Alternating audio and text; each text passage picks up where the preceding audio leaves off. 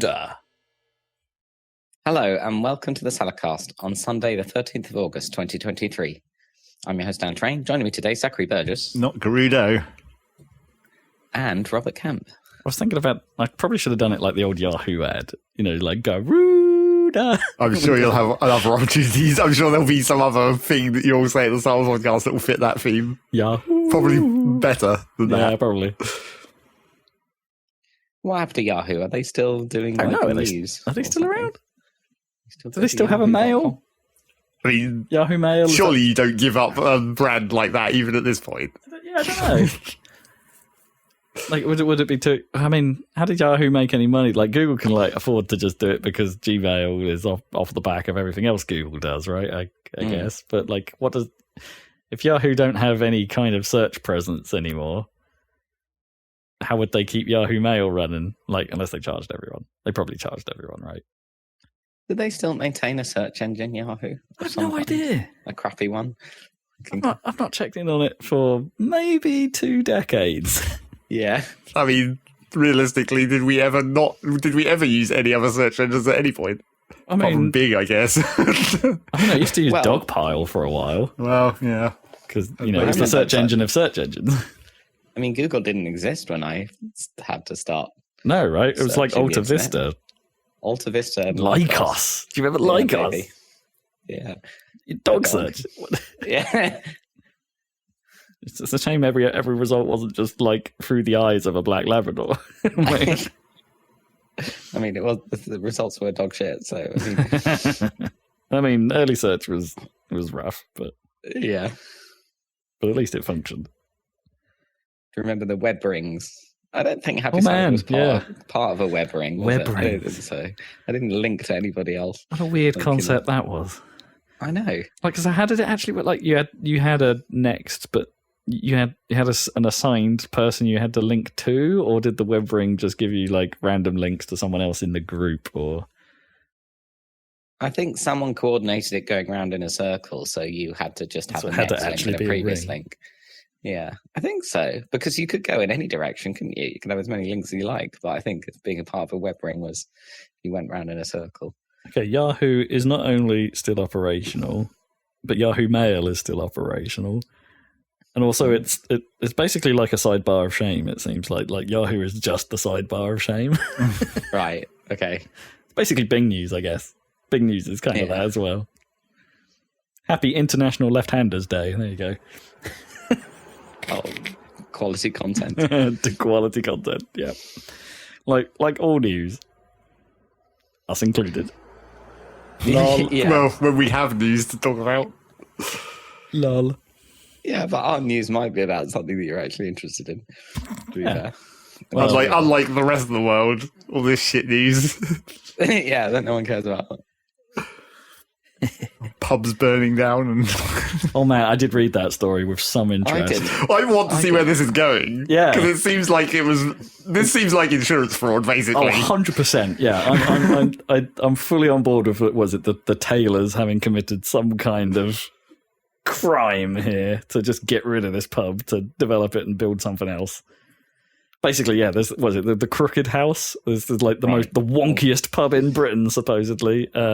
Was bought by these like multi-millionaire couple, and then it almost immediately caught fire, and then was like the remains of the house were unceremoniously demolished immediately afterwards, despite having been cleared, without waiting for council clearance or anything. And also, possible police investigations of this arson. Exactly. Yeah, they were just like, oh, screw that, right. We're demolishing it, and it's like sus. And yeah, there was the best bit so far has been the open letter that the village posted, and it was just like, we will never forget. We know what you did. Yeah. We want you to rebuild this place brick by brick. And it's like, which has precedence, right? I mean, that was a recent thing that a developer had to rebuild a pub brick by brick. Yeah, that has happened before. Yeah, where people have just been like, yeah, we just went ahead and did it, and it's like, yeah, you shouldn't have done that. Yeah, put it back. Put it back. Which is really harsh, but also you need clearance. It's like I genuinely disagree with council planning. Like most of the time, it is like utter nonsense. I mean that sincerely. Like, it is utter nonsense. From the stories of like friends and people that have the money to like add stuff to their house and stuff like that. It's a friggin' nightmare. And none of it makes any sense.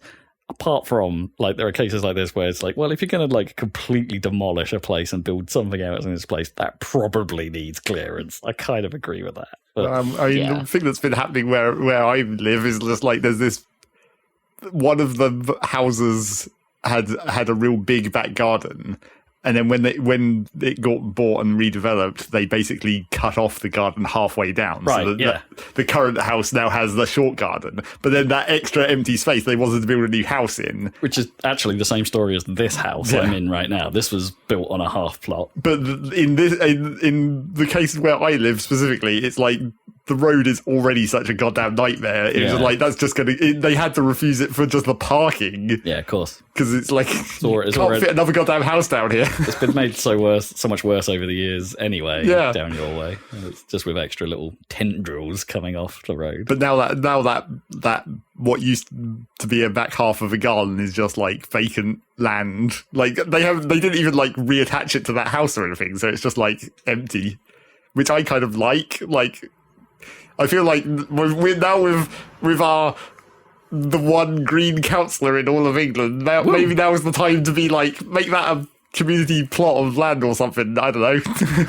Get on the council to do something about it. It's nuts, isn't it? It's really nuts. The thing is like the only defence most councils seem to have against like big new developments is like, or the one you only ever seem to read about is like, oh, they're worried about the increase in traffic. Yeah. And I'm like, I don't think houses increase traffic all that much, right? Like, I think it depends. It's like a restaurant. That probably increases it quite a lot because there's a lot more cars coming in and out. Like at a business, right? That's the trouble is that where we live is like we're the commuter range of London, so that's why it's traffic, because you're going to have people going in and out. Maybe not always on roads, but yeah. But they say that about roads that are like never used or have been or like there's that bus lane on the route from Claydon to Ipswich. There's a big old new development, and there's another big development going on up there as well. And there's like, oh, it'll increase the traffic like problematically in this area. It's like there is no traffic currently because it's a bus lane, and you're going to have to change that. Well, and presumably it would increase the traffic from nothing to something outwards. Like you won't be able to go along that road, but you have to go either way. Anyway. Yeah, you can't anyway. But I don't know. Yeah, it seems like they need more like strong arguments against like or some ways of blocking developments, like especially the new developments suck, right? Like there's really so many houses in such a tiny place, and they're never worried about how the parking's going to work because they try and make it as awkward possible so people don't park. But that doesn't work. No, everyone always parks in the worst possible places as a result of that. It's like, ugh. I'm sure the maths for the developers works out if they build it that way, but well, I'm sure they're just following whatever the rules are to the maximum extent of their money making ability. Yeah, but it is stupid. Like council should be able to dictate that a little more and be like, you need to leave this amount of road or stuff like that. I mean, which I would say must be able to. Right? Well, yeah, you would think on some level the roads are the council's responsibility. Yeah, like. Apart from, I guess, my road specifically, still a private road. Is it? Still technically owned by the people who have the houses down there. Huh. Which is why it sucks. Unadopted, I think they call that. You see any more leaks? No. Well, I didn't come in. That's the important bit. I didn't come in along the roads. I came along the fields this time. Ah. Because it was quicker. Sunny day. Well, I guess maybe quicker. It's kind of hard to tell. Yeah, I'm not convinced. Rougher terrain. Work those boots. Slightly more direct route, but rougher, and can't take that route when it's been even slightly raining. Just immediate mud.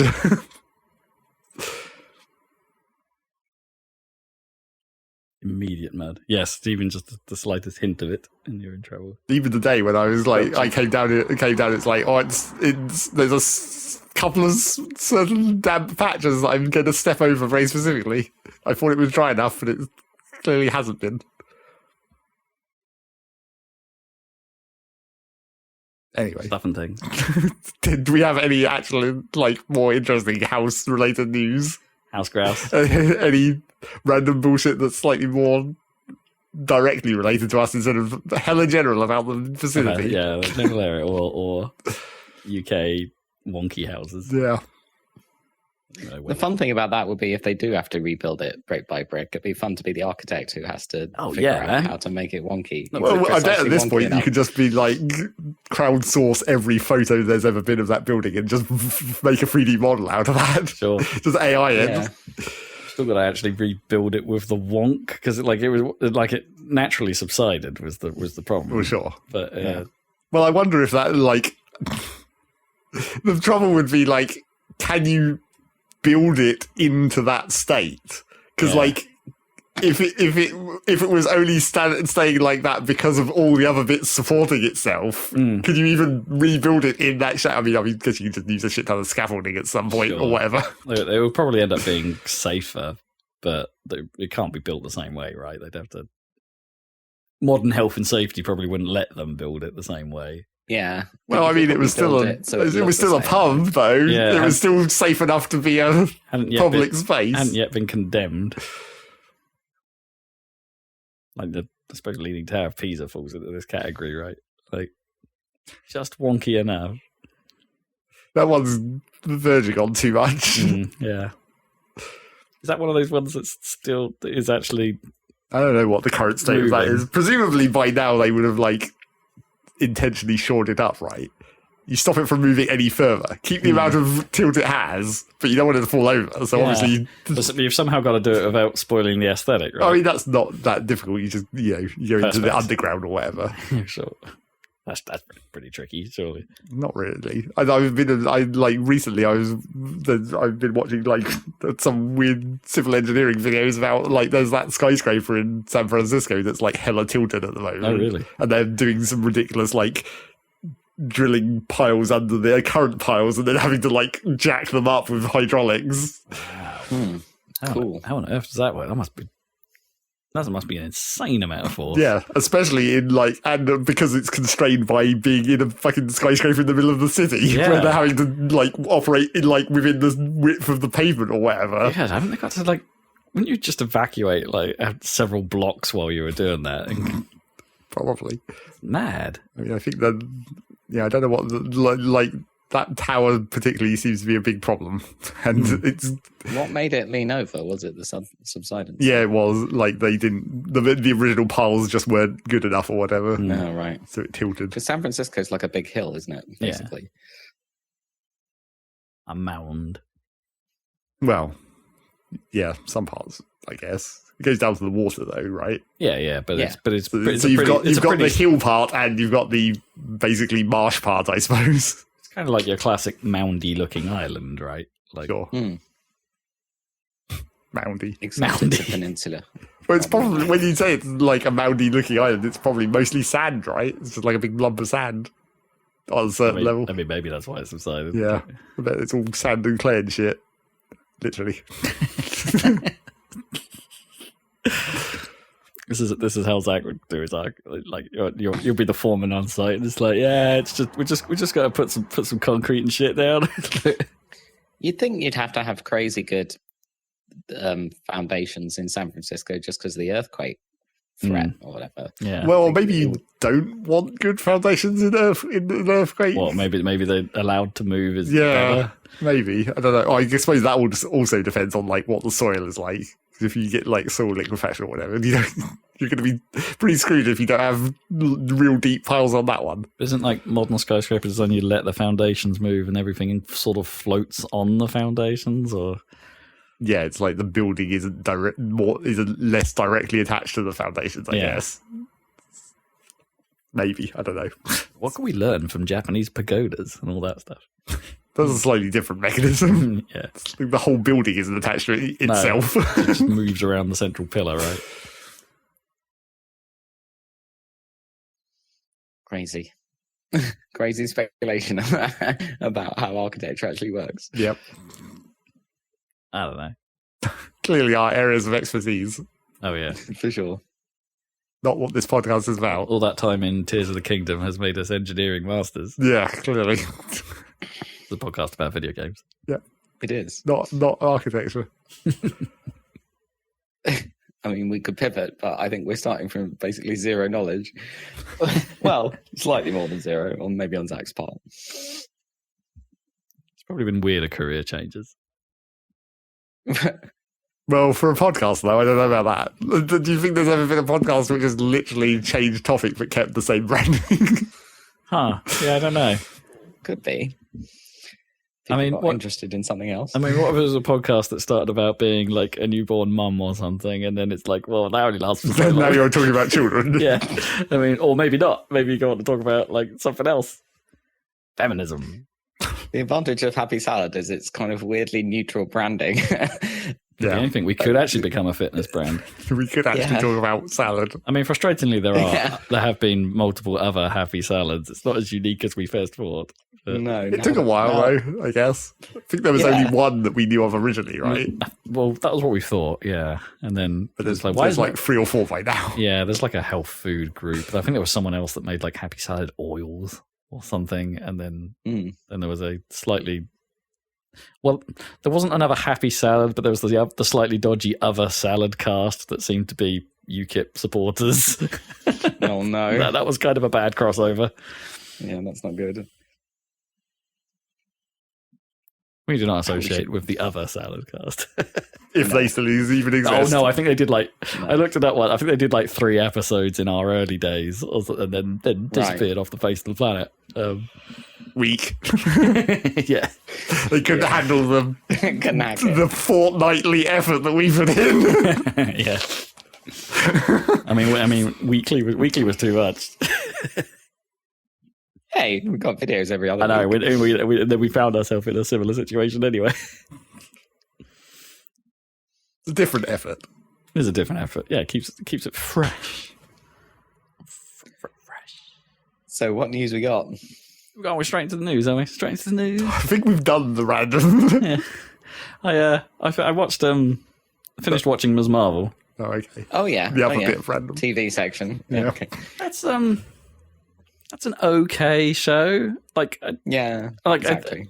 I think even Gnome was like just a little bit like it, just like, no, I'm not sure I liked that, and I'm like, I thought it's still good, but it's like Marvel good is in but it's like less than average Marvel is what I would say, which is still good, but because Marvel has generally like got a higher baseline than most things, but it felt a bit weak for Marvel. And it's like, it's a shame because, as I said before, like kind of all the cultural stuff is actually, and the Pakistani heritage stuff is actually all kind of the most interesting stuff and the most interesting slant on the whole thing. Flash back to the partition. Yeah, but it kind of, but that in itself is also part of the problem because it's like it's just one of those shows where things happen just because. Yeah, right. There is no particular.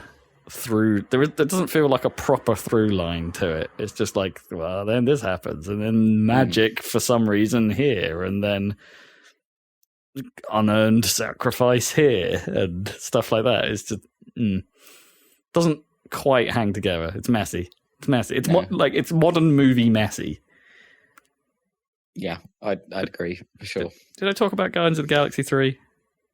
I don't know if we did. I saw that in the cinema. Yeah, because I watched it when it came out on Disney Plus, and I kind of have similar thoughts about that. Which is frustrating because it's one of those. It seems so acclaimed, this one, like Volume 3, and I'm sort of looking around, going, everyone's like, "Oh wow, this is like amazing. This is like they've brought heart to the Guardians," and I'm like, okay, yeah, sure, they landed that part of it, but lost the Guardians part for me. Like, it's not a fun space adventure anymore. Like that stuff is actually so sidelined and so uninteresting compared to the Rocket's backstory, which is the big thing and the big where the heart of the film is, and that's actually really well done. I'm into that. Did you not like the weird sort of goopy, with Nathan Fillion's running around? Oh, I mean that's probably what the one of the best sequences, the failed heist towards the start. Like that's pretty good, but like it's a small part of like a bigger. That's what I mean. It's kind of like the sum of its parts don't really come together in a cohesive, meaningful way. It's like it's got a lot of, oh, why don't we do this? Oh, why don't we do this? Oh, why don't we do this? And it doesn't feel stitched together particularly well. Like, especially when you think about like the what they called the sovereigns, where you've got the Queen and Adam Warlock just there because. It's that's kind of a waste of Warlock's character. Kind of, although I kind of like what they did with Warlock's character, making him that sort of the arc. I mean, the arc isn't bad, but like it's in the wrong film. Like it doesn't feel like it fits particularly. It is a bit of a waste of Adam Warlock. Like he's a big character in the comics, right? Hugely. Yeah. And the games make him a joke. Yeah. The problem I had with like watching Volume 3 was a little bit like having come off the, I played the game a little while ago, and I couldn't help but think that the game had a much better storyline and did a much better job with Warlock, and like some of the concepts that they overlap a little bit here to the point where they can't do that style story now. And it's just like, no, that's you've not done this well enough. I expect more. And also they did the thing that really winds me up about like I guess all of these sorts of films, like sci-fi in general, it's not just limited to Marvel, where it's like you kind of forgot that characters can do things and just sort of left their abilities by the wayside. Like Mantis is supposed to be this hella empath, right? And she's like, she uses it a little bit during the blobby fight with Nathan Fillion and all that kind of stuff. But then for the rest of it, seems very confused about why everyone feels the way they do. And it's like, you're an empath! This makes no sense! Yeah, that is a point. There's a fair amount of that. Like, just throughout it. Like in the first Guardians of the Galaxy film, they have, like, nano helmets, right? So if they end up in space, they just push a button on their suit and a helmet, like, appears around them. Not a thing in this film. Because that's Star-Lord's look, isn't it? Yeah. Because he has the helmet thing. They just sort of go, no, you haven't got that anymore. And it's like, why? They want to have some space danger. Yeah. They had to come up with a dumb reason to get rid of the helmet. It's really annoying, though. It's really annoying. I hate that kind of stuff. Like, it's just let's just undo tech that seems commonplace for some reason in this. Yeah, the tech always just randomly suits the story, doesn't it? Yeah. They never. Yeah. But it's like that's like Doctor Who or something, isn't it? Yeah, well, yeah, exactly. In Doctor Who, there's always a MacGuffin that works like once, right? And then you can never do that again. It winds me up, something proper, and I think they do a particularly bad job of that here. It's like a little bit of that, fine, but it's all over this. Yeah. So anyway, it's still a good. Again, I think it feels the same way I sort of feel about Ms. Marvel. It's like it's still a good film. It's still worth watching. It doesn't feel as essential or as plot moving as other Marvel films. Like it doesn't feel like a necessity to the greater MCU. But that doesn't mean it's terrible. Also, there's a particularly nice, like, one-shotter fight scene that I think was particularly well done in the sort of latter third. Very nice indeed. I'm wondering whether Loki season 2 will be worth bothering with. Cause, I hope that's good. Because I quite like the first season, and it looks like I saw a trailer and it's got Owen Wilson's back. Whatever, I love him. He's great. So, and Tom Hiddleston's got a lot of, I don't know, star power, I suppose, charisma. Oh, who did I see? Oh, there was some. I did see it. I saw some nice credit of someone who's going to be in Loki too, and I'm like, oh, they got him. That's going to be cool. Okay. Can't remember who that was now off the top of my head, but I remember seeing it and being like, yeah. Fingers crossed. Because the big problem with this whole phase of Marvel, right, is they're screwed over by the fact that the big villain is a real life dickhead, right? The actor, has that happened? They've got a problem that Jonathan Majors or whatever, who the whole thing revolves around, is cancelled. I did not know about that. Kind of a big problem. Yeah. Yeah. I can't even remember I'm having a hard time just connecting this phase together. I can't remember what his name is. Like, what is Kang the Conqueror? Kang the Conqueror. That's it. Yeah. They're just doing a particularly bad job of like setting him up and making him feel like the thing I should care about. Whereas, all it took was that one little tease of Thanos, and you're like, oh damn, and you knew where it was going, and you felt it. And I don't know how they've managed to drop it so hard this time. Yeah, they've been really stretching it. I think he first appears, doesn't he, at the end of Loki? But then he factors into. Does he factor into Ant-Man and stuff? He's in Doctor Strange. He's in Ant-Man. Yeah, he's in. Was he in Doctor Strange?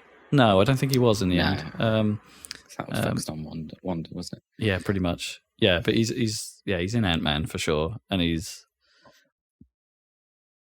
just those two. Yeah, I think it is just those two so far. I mean, I could swap the actor out. It wouldn't. Yeah, it wouldn't be the end of the world.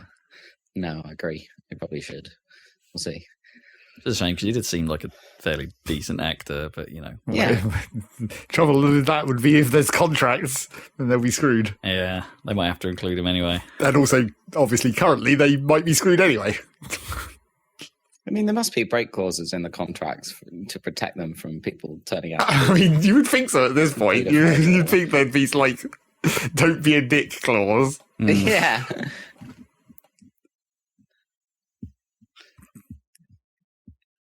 Anyway, Marvel. I heard that the Secret Invasion had a disastrous ending in terms of.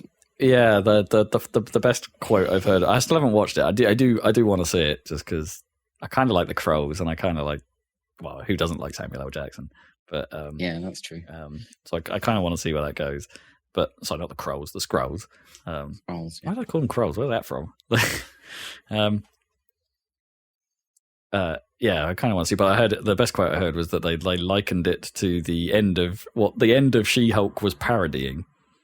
And it's like they did what that was trying to avoid, and specifically called out. Yeah, different parts of the MCU not working together. Yeah, no. I mean, this is the whole problem. I think at the moment, everything has gone. Is this just what the youth like in a film? I don't know. They feel very unfocused. They feel like jumping from concept to concept, like as lightning fast as they can. They want to cram as much as they can into these films. And everything becomes Family Guy. Kind of, yeah. And like they don't think about pacing. They don't think about like they could quite maybe the actors don't want to do it like this, but I feel like they could like slow down by quite a significant percentage in just how much story goes into a single film. Just calm it down a bit, and they would make better films or more enjoyable more films. Yeah, surely they want that. And they could make more for longer, yeah. Just slow down a bit, guys. You don't have to tell everything in a single film. Cool it. But they need content for their fucking streaming services, for their subscriptions. Yeah, but that's what I mean. Slow it down. Yeah. Make more content out of it. Just calm down, guys. Turning into Michael Winner. Calm down, dear. Get Esher insurance. Seen his. He was a director. He should have made some MCU film. Yeah. that might have been a bit strange. All right. Shall we switch over to video games? Chris Nolan's The Story of Cosmo the Dog. Did you see Oppenheimer? I haven't yet, no. Okay, cool. I don't know if I'm going to see Mission Impossible now because it's probably going to be out of the cinema. No, I don't think it's out of the cinema yet. I don't think it's been out very long at all at this point. But it's also like a part one, right, of a two-parter, and a bit of me's just like, well, maybe I'll just double header it when it ends up on a streaming service or something. Because unlike Marvel, they're not going to ship that out quite so quickly. No, probably not. No, I mean that is the other thing, right? The turnaround time from Marvel to Disney Plus is real fast. That's true. Like a matter of a few months now. So it kind of feels like it's worth worth waiting if you've got a decent enough system at home, which I'm fortunate enough to have. It's don't miss the cinema all that much.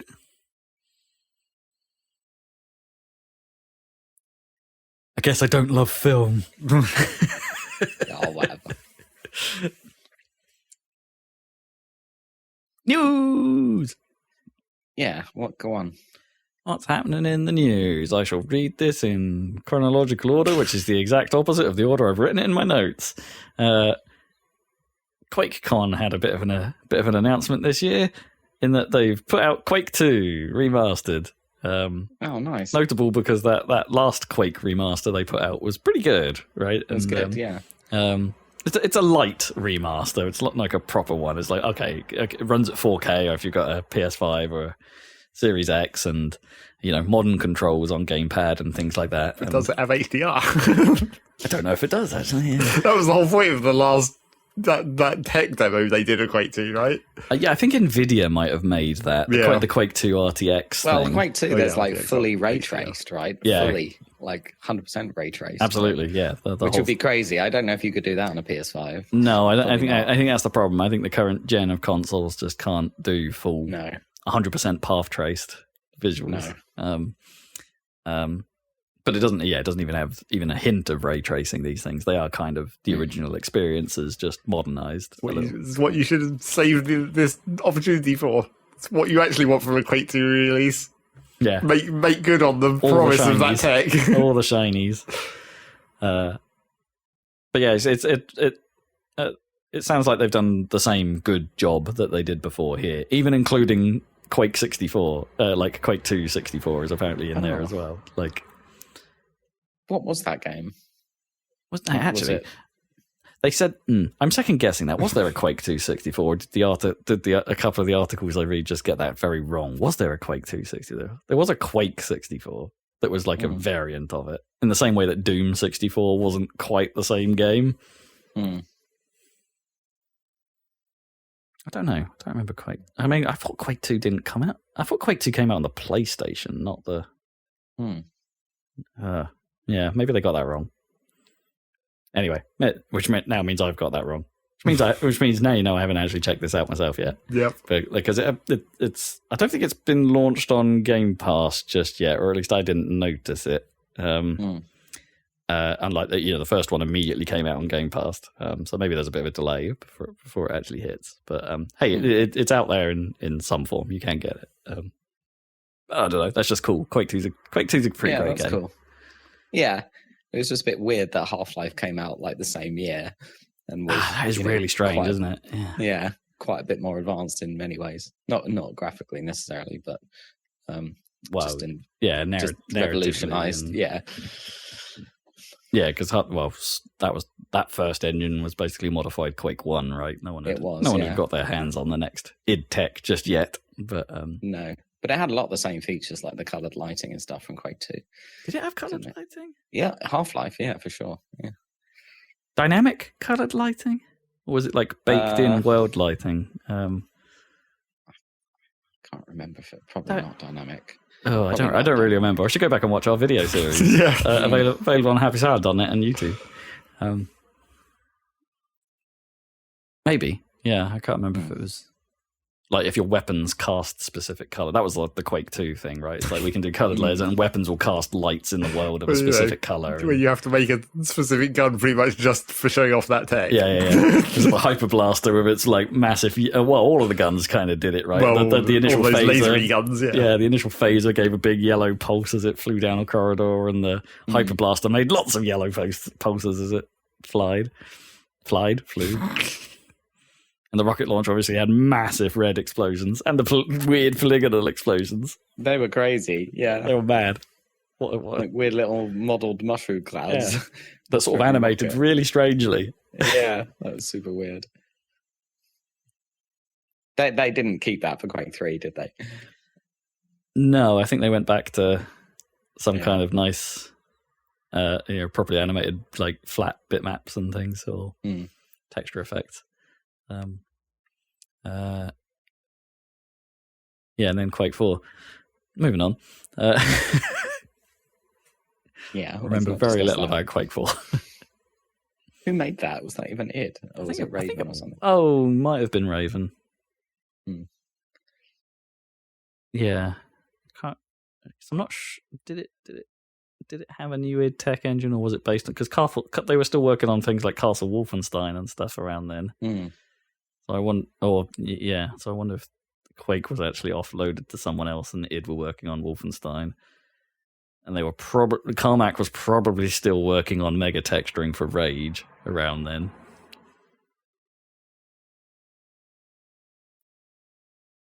Yeah, or maybe that was Rage was quite a lot later actually than that. Yeah, weird time. Yeah, Quickfall was early 360, wasn't it? And then Rage was like late 360, something like that. Something like that. So there's that. As much as we all love Tears of the Kingdom, Nintendo are probably doing some stuff that many people, I think, probably won't agree with. Nintendo are trying to file a whole bunch of patents related to Tears of the Kingdom and its mechanics. Some of which might have actually already been in things like Breath of the Wild, and they're just a bit late to the party. But the articles I've read on this, I've read a couple, and they all highlight the same things, which is annoying because apparently there's like 32 separate patents in this batch of stuff, and it would be interesting to know what some of them are. But like, they all highlight the same few things. So maybe I need to go hunt that down. That could be an interesting read. But the main one everyone's talking about is the Nintendo are claiming that the way Link's physics work when you're riding on top of a vehicle is not done the same way as it's been done by people before. Like, so usually in video games, you take a shortcut, right? If you're riding on top of a vehicle, you're not. They effectively make the player character stationary. Right? Yeah, operate as if the platform they're standing on is perfectly still, so your character's physics still work the way you expect them to. Whereas here, they're apparently just doing a translation trick, so they're just moving the character more to go with the object he is supposedly standing on, like keeping almost like using the glue that you get from Ultra Hand to like glue your feet to the surface. But physics, in theory, like environmental physics, are still working the same way as if you were actually moving at the speed you're moving, right? So Nintendo are claiming that that's new, and it's going to be incredibly hard to know if that's true or not unless other developers weigh in and go, no, you can't do that. You can't do that. I bet people have tried that, or it's been a thing, and it's like, it just feels so. Like, you only have to have played a game, and weirdly, my mind has gone back to Battlefield 2142, right? You only really have to know that, like, if you're trying to ride, the giant spaceships on that, and whilst they're moving, the physics will go messed up, to be like, that's not doing anything to keep your physics clean. Like, it's... Well, but that was on a server environment. That's sure, maybe had its own situation to deal with there. Or like any game where you're standing on a car, I bet that they haven't programmed a system for that to work. Maybe no, they might have, because I mean, when I first did that, when I was first doing that in Tears of the Kingdom, standing on things that were moving, it was like, wow, this is actually a really good version of this. I mean, it's a pretty good implementation. Yeah, I'm not gonna question that. And like, you know, the classic like example of this thing is any space game where you can walk around inside the ship, right? Mm-hmm. All those have had like endless trouble doing various implementations of that idea. Like, Star Citizen's one is supposedly really good. Like, you can just totally just walk around, but then even when you get to the more freeform stuff, like how Space Engineers deals with it, where you can just walk around inside a moving ship and it mostly works. They had a lot of trouble to get to that point, but they got there. So that sort of situation of standing inside a moving spaceship is the sort of classic example of that being a problem. But every time people bring up patterns like this, it's just like I always feel like these stories are just like, you are only talking about this because you were looking at it this one time, and I bet these happen all the time, continuously. Every company does these, like there's hundreds of these happening every month something. That is probably true. Well, that is probably true from the big publishers, right? I doubt indie firms are going out of their way to put anything in like this, because they do cost money to do. Yeah. And it was one of my colleagues' jobs to actually look at one point, to actually look into this kind of stuff and be like, okay, what out of what we've made, what can we patent as a business? And that was part of their role. Like, we need to protect ourselves against people doing what we do.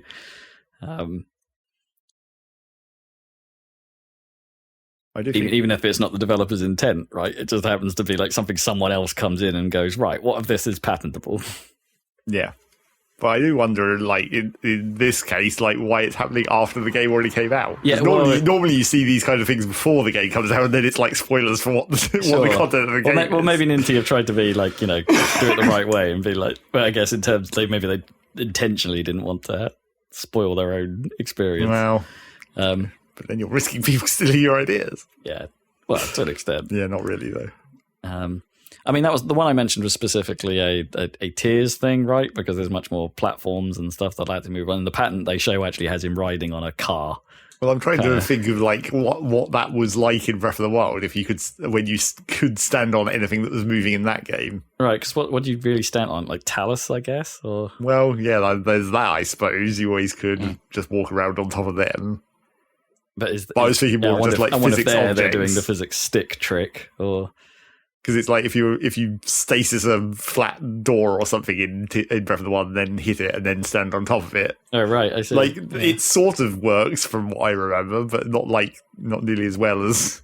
But then stasis has all kinds of like extra force, obviously, because as we've talked about before, the general physics of the Ultra Hand and all the vehicle stuff is much more like subtle than stasis used to be. Oh sure, and you only have to go to Twitter and just look up the phrase developer flex, and like see how many times people have posted like well, man, Breath of the Wild is doing some physically complicated stuff very competently, like, and it's just like, wow, okay, they got this working. That's incredible.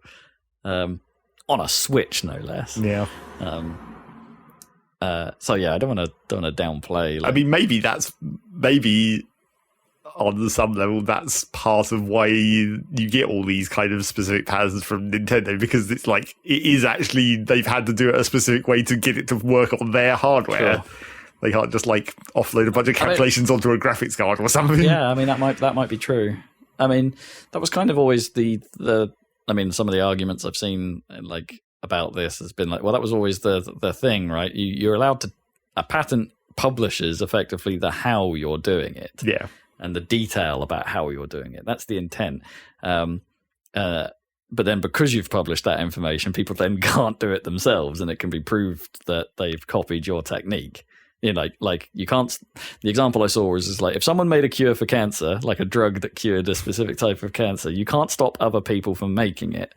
But you can stop people from making it the same way, so they have to come up with their own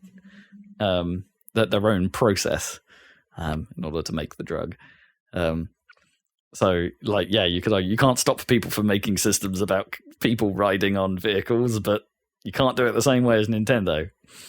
You got to come up with your own system. But who's going to check this stuff, man? Like, checking software patents is such a well, again, that's why these stories always seemed like it was just a thing you were looking at the time. Because there's probably a billion of these that are never enforced anyway. Yeah, the problem is like I start to have a problem with a particular problem with the concept of like one of these patents, which is whilst you're fast traveling, right, the game specifically shows the map transitioning. So it does that thing where your mark shows the map of where you were, pings it off, and nicely moves to where you're going to, and times that within the loading transition, right?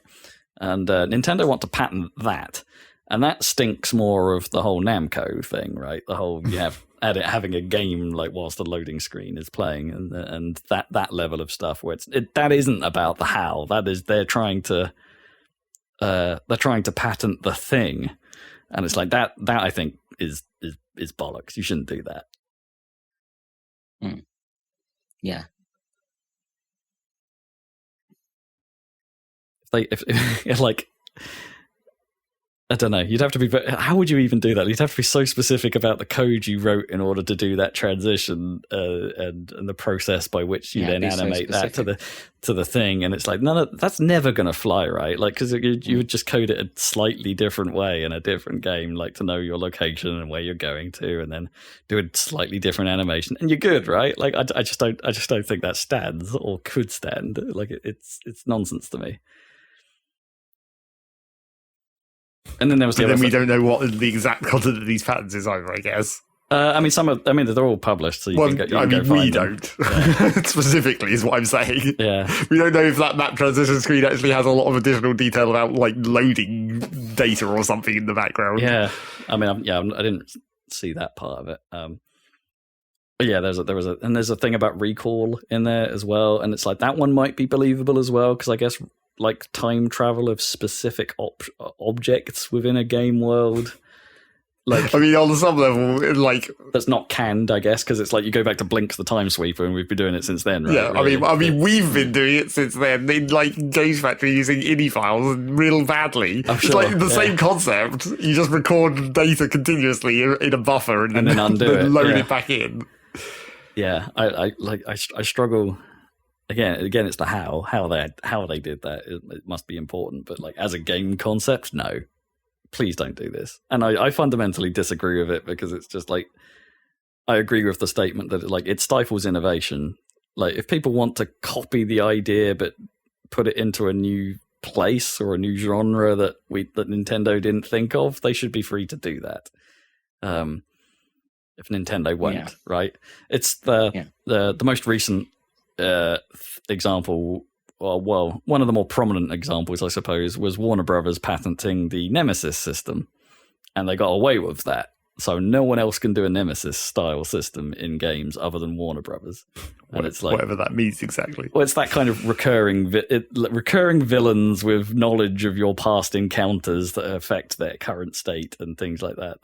That's done in a dynamic way rather than being a canned story event. It's that broad, I think, the pattern. It's not even like specific about how that's coded. It's like the idea of a dynamic returning character that has a unscripted, I suppose, way of reacting to events the player did before.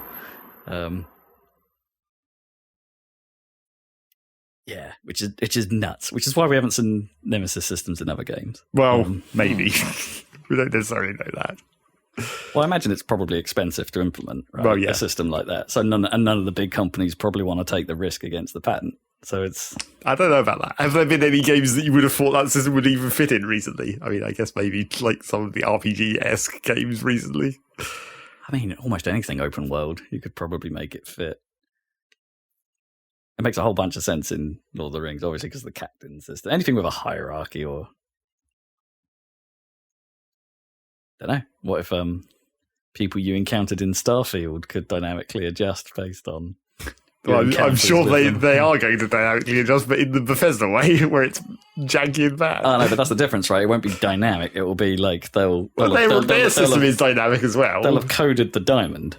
Not necessarily. Like they have done that stupid Radiant AI or whatever, where it like fills slots. If you've killed the person who was meant to be doing a thing, it deals with it. Oh, really? Huh. But it's never been great in Bethesda's case. I bet that's patented. Yeah, probably. Yeah. Well, the fact that it has a name implies that it probably was. Yeah, sure. Anyway, it's murky territory in software land. I can understand why big corps go after it. It's murky territory because no one ever looks at it. And then when you look at it, you're like, what is going on over here? I have heard of friends that have been tasked with trying to prove a potential patent case. Like they've had to look at two code bases and be like, "Is this? Do you think this cribs off the?" Well, other? I mean, if you have the literal code, that makes it slightly possible to even do. Exactly. You just be like, let's just look at these actual letters. Yeah. I wonder how that even comes about, right? I wonder how you get to the stage where you have the two code bases and you can go. Yeah. What legal happenings had to already have happened to get to that point? Yeah, exactly. Anyway, slightly interesting. That's about how good the news is this week. Yeah, exactly. Slightly interesting. And hey, Nintendo, stop being so litigious, you bastards. Have they been recently, really? They're always litigious. Well, yes, but have they been more so than usual? I mean, no, but their usual is too high. And finally, relevant to me, I suppose, an enterprising developer has taken upon himself to port the original Wipeout so it can run in a browser. So now you can go ahead and just go play Wipeout. Nice. Well, yeah. So apparently the code for Wipeout, the original Wipeout, leaked. So this isn't like a legal thing.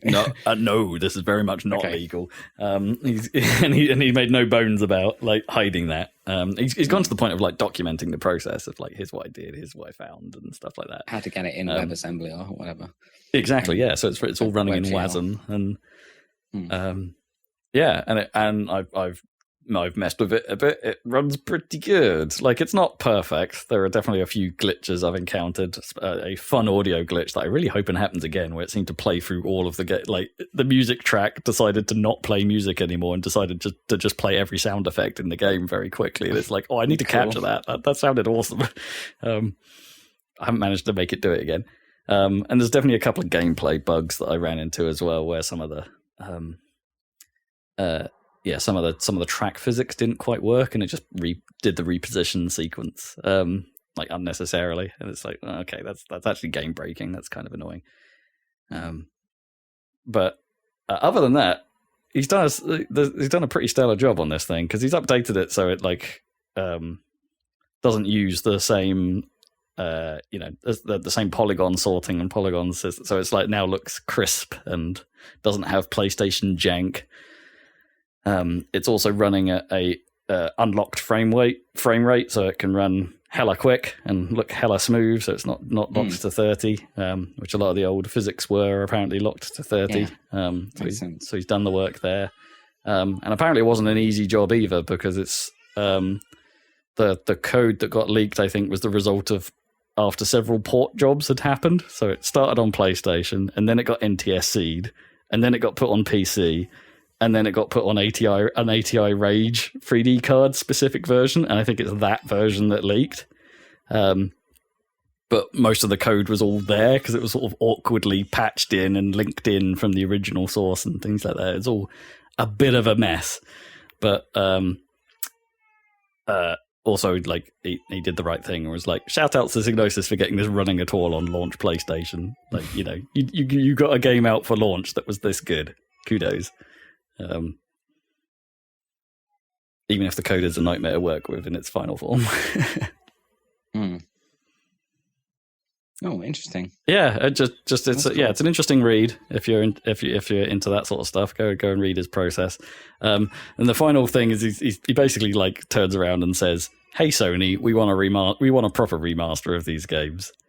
And until then, I'm keeping this site up." Well, the challenge, the gauntlet has been thrown down. The gauntlet's been thrown. Okay, they've been served, and now it's on. There we go. Go play some Wipeout. News. It will probably get taken down because all the music's there, right? So like, right, that's being a problem. They'll run into a soundtrack issue, almost certainly. I mean, even official Wipeout releases have to cut out most of the music. Well, yeah, Omega Collection ran into that issue, right? They had to change the soundtrack because of licensing.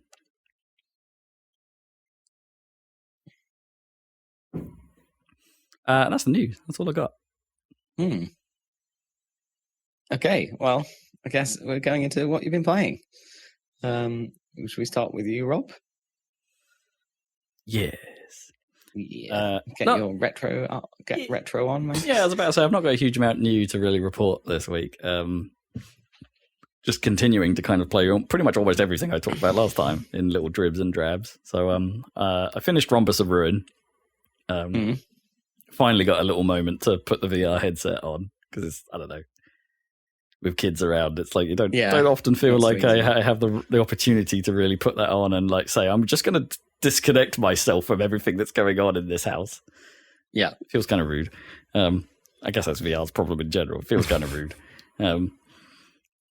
That game is really, as it turned out, really short. Like my clock time on it was only like 2.5 hours at the end of actual time I spent with it. But probably putting it more in experience category than game category. Sure. I guess. It wasn't that age of the first load of VR stuff. Basically, yeah, it was early PSVR. This thing was designed for. So it's I mean, it was good. It was good. It was like occasionally funny. You know, I don't like. I'm not saying the writing was quite as good as perhaps it ended up being in Psychonauts 2 or Psychonauts 1 for that matter, but then I'm beginning to wonder if it's actually just like with any kind of comedy game, right? Like the longer the game is, the more jokes are going to land and the better you then feel about it. So when you've got like a 2.5 hour experience made to the same quality as those, perhaps it doesn't quite work as well. But hey, it's a well-made thing. It was fun. I liked the ending. The last boss is kind of has a good sense of scale to it, which is well achieved in VR. Even if there were some bits of that seemed a bit jank.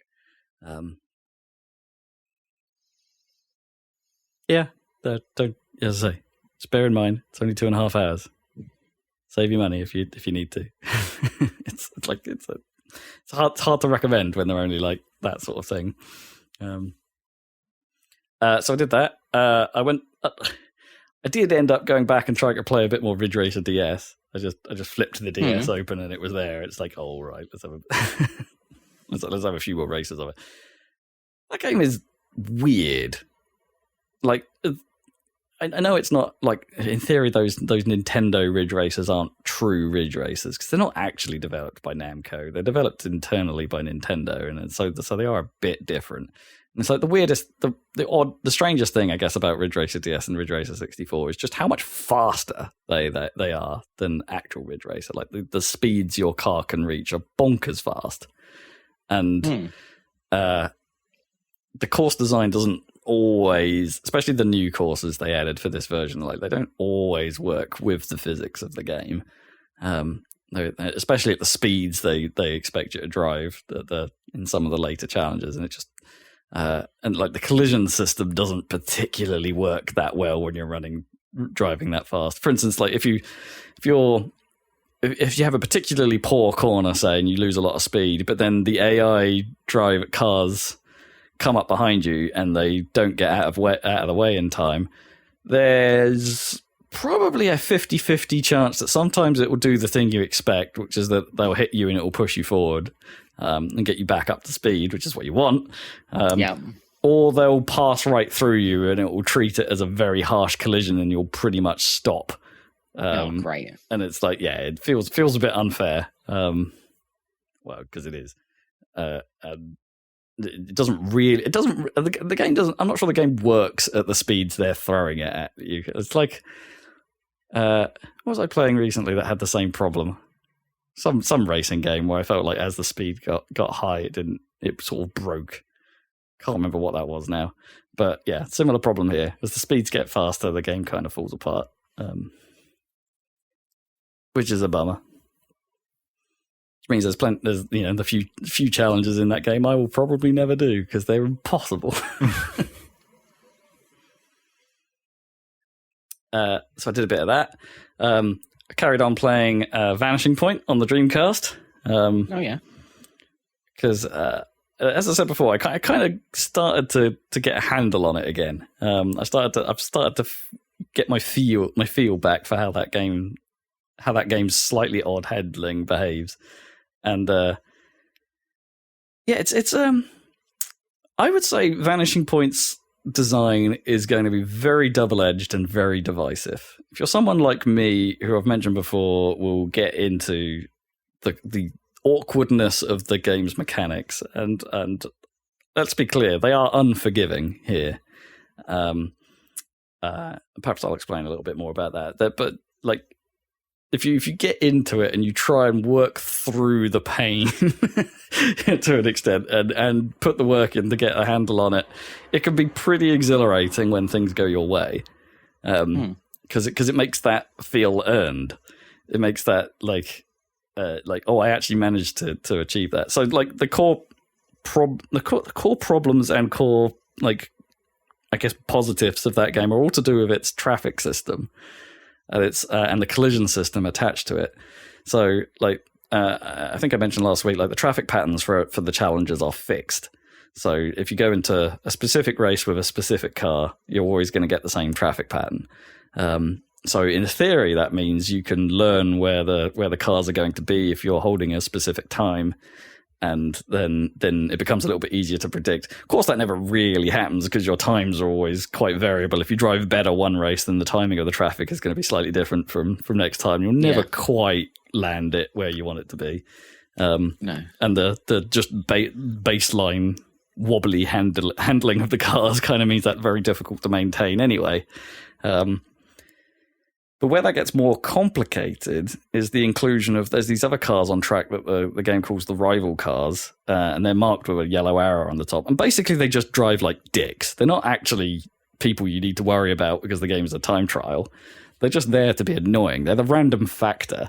They swerve all over the place. They don't drive well. They brake check. And they're just an absolute nightmare. And they'll cause crashes with the traffic, which obviously breaks where the traffic is going to be sometimes. And so it adds this random layer that, like, for a game that requires you to be very precise and in order to hit the time target, can be extraordinarily frustrating. Especially if you've done 3 races in a row and on the 3rd race a random event happens that bones the run, and it's like, I'm like 15 minutes into this session and now I've got to do the whole thing again because you've screwed me up on like the last straight before the start finish, and I really needed that win. That can happen, and it's annoying. But it works the other way as well. Like when you're starting to master the handling for a particularly nasty car, and you're drifting around a corner, a little bit out of control, hard to adjust what's going on, and you just zing by a bit of traffic, like by inches, and squeeze between him and the wall. Like, that on its own can be like, hell yeah. That's exhilarating. And and that's like actually like the minimum that could happen. If like a massive crash happens in front of you and the traffic's going everywhere, and like, as much as this game does that, it's not like Burnout style massive crashes of sparks and destruction everywhere and cars flipping everywhere. Most of the time it's like, something's been hit in the side and it's doing a bit of a pit turn. That's about as extreme as it gets. But because that's like happening in front of you and there's a bit of unpredictability, and you just manage to carve a hole through that crash either by like being a little bit more cautious than normal or just gunning it. It's like when that happens and you get away from it scot-free, it's like it has a real good like release to that, and you're like, whew, got away with that, and then immediately crash on the next turn, of course. But, of course. So it's like it's definitely a game that you will get what you put into it. You get out what you put in. And as a result, I've managed to make some progress on some of the challenges I didn't do back when I was playing it originally. I've made progress, but it took me a lot of time to actually get to the point where I was making progress in my return to it. But it's an interesting game. The bit that I can't quite figure out is like, how would this have worked on PS1? Because the analog controls, as far as I can tell on Dreamcast, are essential to you playing this well. Like you're feathering the accelerator and you're really only just tapping the steering at times because it's so twitchy. So how would this work with on a PS1 without the analog control? Yeah. Unless it absolutely enforced you to have a DualShock, which I think some games did, but it was rare. Like because you'd be cutting down your potential. Exactly. Right? Yeah. So I wonder if it was just a totally different game on PS1, or behaved differently, or handled differently, or something like that. It's I'm intrigued now. Anyway, yeah, Vanishing Point's a good time, but it's really not going to be for everyone. Really, really isn't. And it's just yet another game that makes me think they don't make them like this anymore. This is my theme of the year. It's because you've just been playing racing games. People don't make racing games any longer. They don't make racing games like that anymore. With weird handling, and it's all a bit homogenized, isn't it? That space. But I have still been playing NFS Unbound. Well, that is another racing game with weirdness. A modern racing game with a bit of weirdness. Yeah, that game gets its hooks in you. Like it's not something I tend to have the draw when I'm not playing it. But it's one of those. Once I start playing it, it's quite difficult to stop. I just love its whole vibe. I like it. Like it's doing the urban thing, which normally can be a bit annoying, and it is very in-your-face urban in this game quite a lot of the time, but somehow it works, and somehow it's not the worst. The only thing I kind of wish NFS Unbound did was be a little faster with its progression. It is quite slow. Like, you don't earn a lot of money in a single race, meaning the abilities you have to perhaps upgrade your car aren't as fast as you want, or your ability to perhaps experiment with other cars that you may win or might want to buy, for instance. You're just not earning enough cash to really engage with that system quickly enough. On top of that, the fact that the game gates events to a calendar, meaning you actually do have to play through like 6 days of real world time, excuse me, before you get to the next big story event, of which I've only really done one so far. I've only gone through the first week of 4. Can be a bit frustrating. Obviously, the amount that you earn increases as you go through the car tiers, and the car tiers get increase each week. But yeah, the progression's probably a little too slow. But otherwise, I'm still having a pretty great time with it. I feel its vibe. Nice. It's bringing out the the gangster in me. Don't know about gangster, but not the gangster in the GTA sense. No. But perhaps I need to buy more hoodies. It's that kind of thing. Can't hurt. Comfortable as well. Yeah, it's a good game. It's a good game. Yeah, unless I think of something else, that's pretty much what I've been doing. Other than Tears of the Kingdom, of course. Oh, obviously. Segue. Yeah, as Zach pointed out, before we went on air today, I put in way more time into that game than I thought. Over 130 odd hours, was it? Something like that. And it's that is much more than I thought it would be. That's good.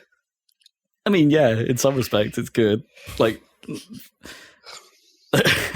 Okay, it's good in the sense that it doesn't feel like it's been that long, right? Yeah. It's probably bad in the sense that it's been that much, but yeah, I mean, I would almost always hold that amount of game time against a game, not for it, right? If it required that much of me to get through it, then I'd normally go, "Oh, that is far too much of an ask." Why am I doing realistically, you could easily get through this game in. Well, I mean, speedrunning is a different matter, but you could easily get through this game in 12 hours, probably, no problem. Maybe, but then you wouldn't if you just did most of the main stuff and went straight to the last boss. I guess, but then you wouldn't be very hearted up, I suppose. Yeah, but do you think the last boss is going to be that difficult again? Really? I mean, I don't know, honestly. I get the feeling that it's probably going to be, as difficult as any of the other large enemies in this game, which are not that difficult. Sure. Yeah, the main actual bosses haven't been too problematic. The bigger fights are just the stuff you find in the world almost. Well, I mean, even those aren't that difficult. You don't need full hearts for most of this stuff. You need some armor upgrades, I guess, but you can manage that inside a 12-hour. And a bucket load of food. Well, yeah, but that's the thing, though. If you were going to go full, a fast run, you'd probably use way more food than we are. We deliberately don't use Oh, I don't. Yeah, maybe, but I still find it hard. I don't because, as I've said before, I'm not super into this game's combat. Right. I don't. I'm still struggling with it. I'm especially flurry rushes. I still can't get the timing right for that half the time. Well, as we've said, as has been brought up several times on the podcast over the last 2 months, you're just not fighting things, the big things, for some reason. You refuse to go and fight all the big enemies. I am going more out of my way to I'm not avoiding Hinuxes or I'm not avoiding Taluses anymore. It's if I spot them on the map and I go, "Oh, I know I haven't fought that one. Let's go. Let's just do this." Right. I'm not that bad anymore. I'll even consider taking on a Gliok if I just stumble upon it now. Not that there's many of those, but that hasn't actually happened since I fought the lightning Gliok. But And it's been a while since I've seen a Frox, and so it's like, I probably should fight one of those. See what's going on. Exactly. Because the problem is now they're probably not like a baseline Frox anymore, so they're probably a strong one, and it's. Well, I mean, in this game, unlike Breath of the Wild, it much more depends on where you are. Like, not all of the enemies level up, right? In the same way they almost all did in Breath of the Wild. But I don't know where would be like like what is the location for a baseline one of those? There's been no guidance to that. I mean, like the middle of the map. It's like everything else. It gets harder the further out you go. Yeah. Apart from in some very rare situations, you find the occasional one or two that are more dangerous. So I should probably go do some more of that. But it doesn't change the fact that I don't think the core combat is all that entertaining sometimes. Or it can just be annoying. I mean, realistically, apart from Lionel's, you're not really doing the core combat for most of the bosses. You're doing weird specific things for that one boss. Maybe. I feel like it's not that easy to determine what the cheese is. Because I still don't feel like I've got a proper cheese for some of the bosses, or some of the sub-bosses, I suppose. And that is the trick to this game, right? It is really, at its core, it's know the cheese. Know your cheese. Smell my cheese. I guess. But like, like Taluses, you have a very limited number of options, and therefore there's really only one way that you're going to fight them when it comes down to it. Well, at the moment, my tactic for those is wait for them to throw both arms. They kind of fall over. I can just jump on it then. Yeah.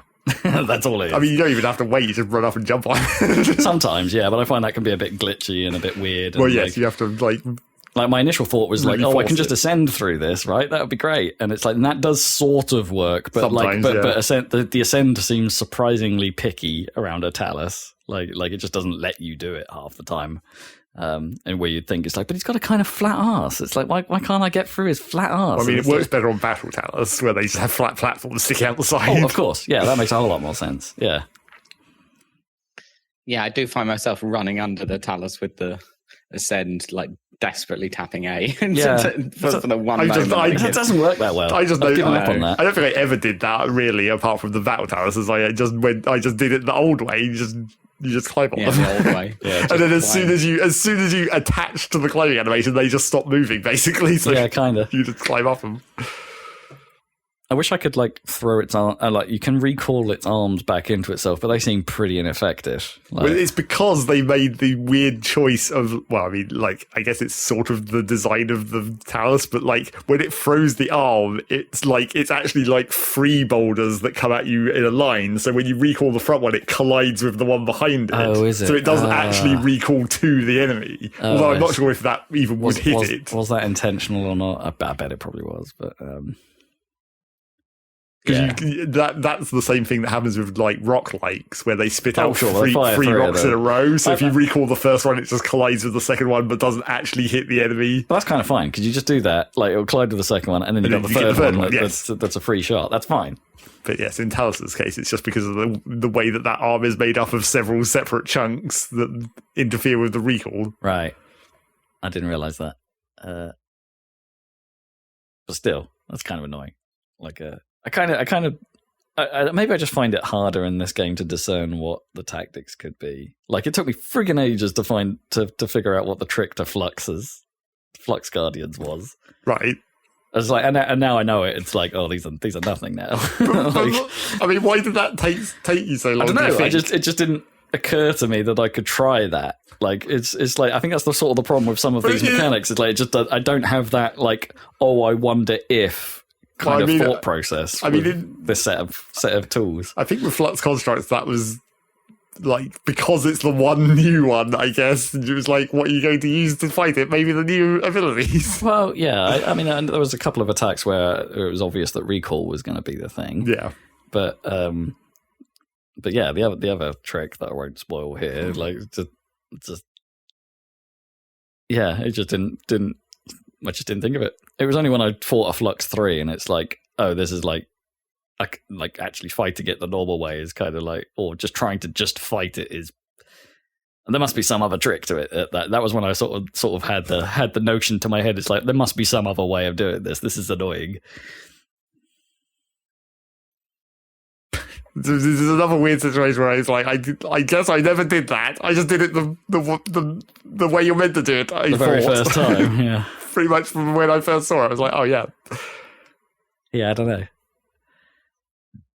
I think that's sort of what I mean, like, by I guess when I say, like, for me, things don't always gel immediately with this game. It's like, I don't know what it is. It's just something about the game's design and my mental pattern don't always see eye to eye. And for things like the shrines and the puzzle stuff, like, that's absolutely fine, right? Because the game is so freeform. Often you can just fudge a solution that is clearly not what they were thinking of. Well, yeah. Or is a variant of what they were thinking of. Like, I just did there's one where you have to swing stuff into a target, and I basically just bypassed it, by not swinging things and doing it in a different way. And I'm like, and I just sort of stood back after doing this, and was just like, that cannot be right. That can't be what they meant for me to do. Well, yeah. And then spent a bit longer in that shrine, just dicking around, going, well, what did they intend for me to do? And then it's like, oh, right, this. Okay, I get it now. Yes, that definitely can happen at the shrines. But, like, I mean, there was one you had to show me what the intent was, because it was just like, I don't know what they wanted me to do here, but I fudged it in a different manner.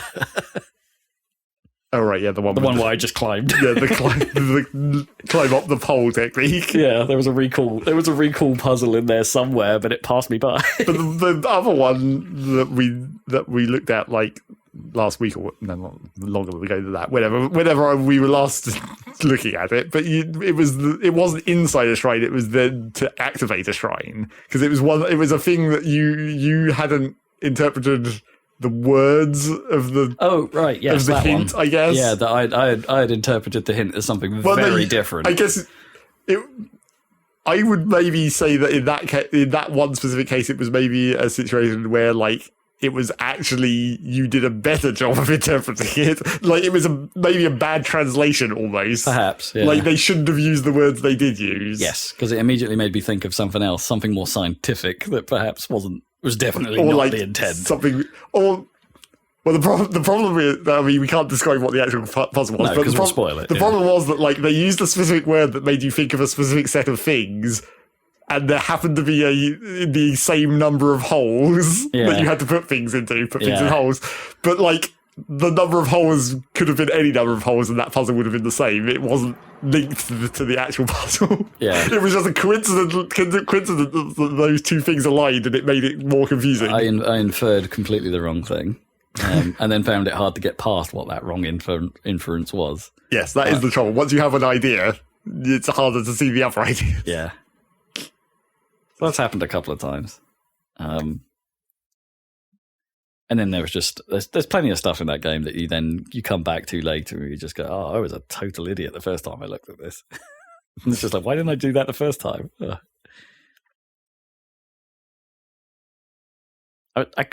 I'm starting to agree with your statement where there's probably too many blessings. Yep. Like, I want the shrines to go a bit harder. Yeah. Like, stop giving me freaking proving grounds. Well, I don't mind them, but I feel like there's too many of them. Like, I want more like physicsy puzzle. They're a bit more interesting than the old tests of strength.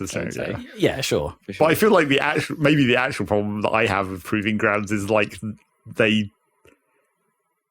I don't know if it would be possible, but they don't force you to commit hard enough to the thing that they want you to do. The gimmick. You can easily just cheese a lot of that stuff, or just fucking fight the enemies normally. They give you slightly too much, like, free stuff to be able to not have to do it the fancy way. In some respects, I'm kind of glad of that sometimes. Well, sure. Like, I don't think what the fancy way would be, or when I do think what the fancy way would be, it's to be like, oh, that's kind of good. That's going to be a pain in the ass. I'm just going to stab you with a stick. Yeah, exactly.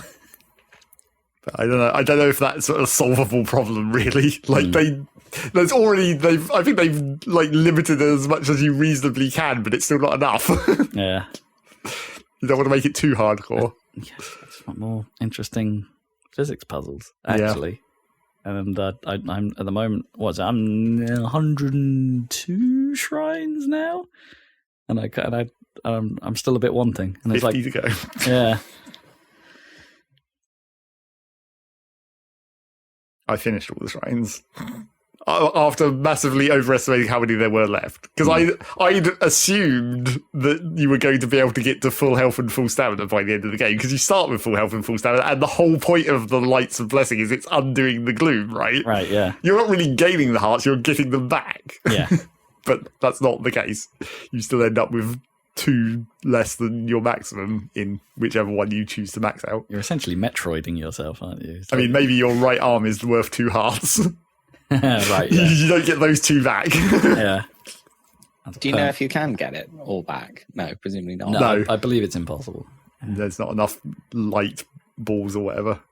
I mean, maybe they're saving it for DLC again. Oh, maybe, yeah. Is that full health available at the end of Breath of the Wild then? No, I think that was... You just had more. You just started this game with more than you ended Breath of the Wild with. Well, yeah, like the cutscene link from the start of Tears of the Kingdom that has maxed everything, which was impossible. I mean, Tunic pulls that trick as well, right? There's bits of that game where you can where it looks like you can overspec to what is actually possible. But I think you could get to full everything if you had the DLC in Breath of the Wild, because there was they added 4 extra normal shrines to the plateau before you got to the specific shrines for each of the races, which didn't give you spirit orbs or whatever any longer.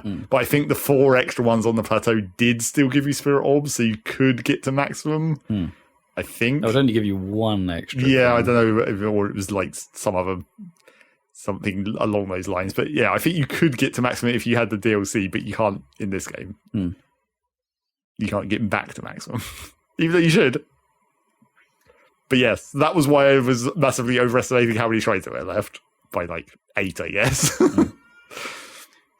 But I went to the desert and cleaned those up, and then got the secret reward, which is sort of cool and almost usable. Oh. It's not just a fancy thing to look at. Like, well, no, I suppose the Tunic of the Wild was technically an upgradable armor in Breath of the Wild, so you could use it. I guess it's about as equally useful. And it does have some interesting lore implication, I suppose, if you want to get into Zelda lore. But I don't think it will matter. It's just a cool thing to look at. Fair enough. But I haven't finished all the light routes. Don't know if you're going to get something different for that. Yeah, I wonder. And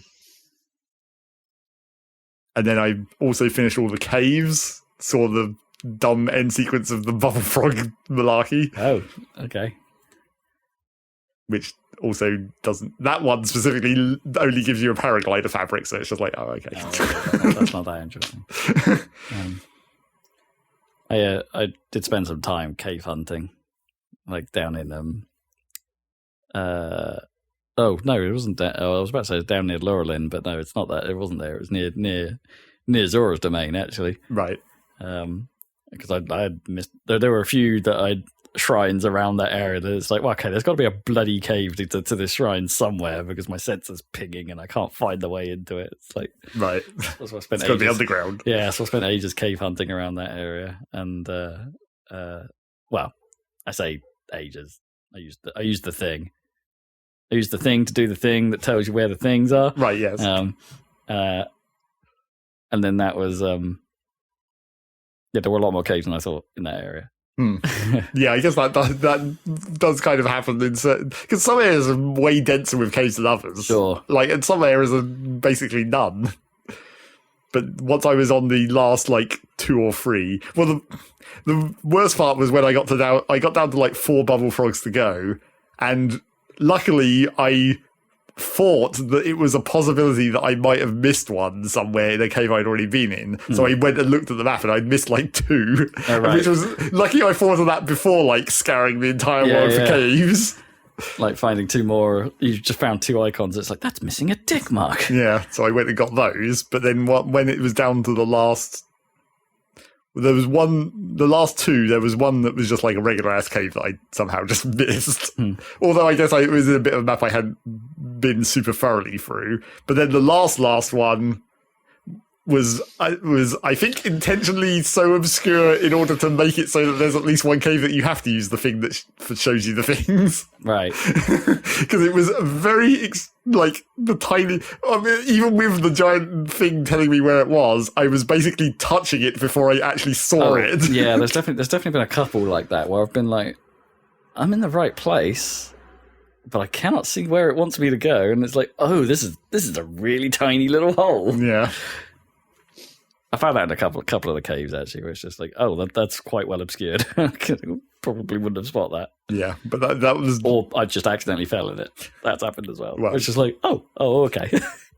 Yes, I think that last one was definitely the most well hidden one that I'd seen, which makes sense. Which is why it was the last one, or one of the last two that I got. And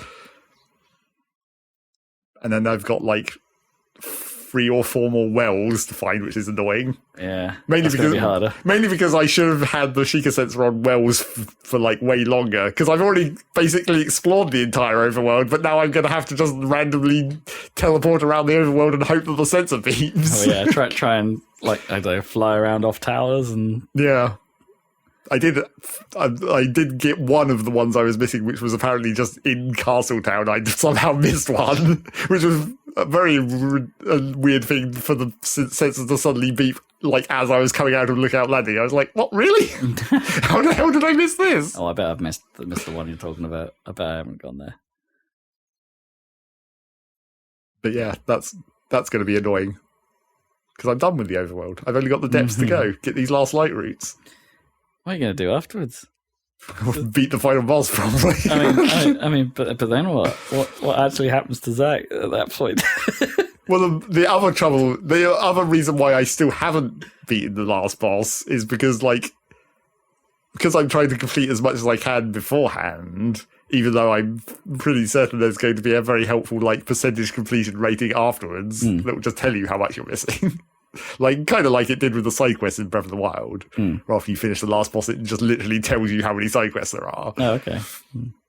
But the one thing that I've completed much less of in terms of getting towards 100% is just these goddamn weapon photos. I've got so many missing photos in my compendium of weapons, and there's a lot of, because they're organized by type, and then you can see oh, here's where the non-decayed ones are going to go after the normal ones. And here's where each of the 4 races come in this order and that sort of thing. So you can sort of see what you're missing. But there's so many slots in there that it's just well, what the fuck even fits here? There's I've got an empty slot after normal boomerangs, but it's not the Lizzle boomerang because I've already got that. And it's just what? Is it the giant boomerang? No, I've already got that as well. And it's just it seems like it must be some kind of boomerang, but what? There is no other kind of boomerang. Unless, the trouble is, it could be one of the, secret reference weapons, like the Big Goron sword or whatever. Oh, right. And then how would you even know, you might just never find those. Oh, well, unless you find an old map, and were those highlighted through those, or? Not all of them. Oh, really? Specifically, I found a couple of those reference weapons in the overworld, just in chests. So you're basically screwed at that point. Dang. But then the other trouble with that is because I'm getting towards these last few things where it's just I don't even know what I'm meant to be looking for. This would be the opportunity to then maybe buy the picture from Robbie, and then at least you'll see it. But then does that is that cheating technically? Does it still fill the compendium, but then marks it as, oh, you didn't find this? Well, I mean, you can just take your own photo and overwrite it, I guess. Sure. If you want to. Yeah. But the trouble with that is that, if you bought the picture and it was of one of those hidden reference weapons, that wouldn't actually help you find it. No, because it wouldn't give you any hint of where that was. Well, unless the picture had what the picture is, yeah. Yeah, I guess if the picture had it's posed in this nice reference background of where you might want to look. Yeah, it's oh, I can see a palm tree. It must be in the jungle. Or... Also, I'm worried about if I start buying photos for the compendium, it's just going to show me the last boss because there's still those slots in the compendium that I haven't filled in. Obviously, I bet it wouldn't do that. I would hope not. Yeah. I mean, it couldn't fill in things that were story dependent, actual progression dependent. It shouldn't fill in the temple things if you try and do that early, right? I mean, right? Yeah, you would hope so. But I don't know. I don't know how much. Well, I'm hoping to fill in at least some more of those weapon slots as I finish the depths, because I'm still looking for the clean weapons down in the depths as I'm scouring the end of that. And then there's, the list of every big enemy to kill. I've already killed all the Moldugas because there's like 4 of them. And I've already killed all the Gleots because they're real obvious. But I don't know about killing like every Talus. That's maybe a bit much.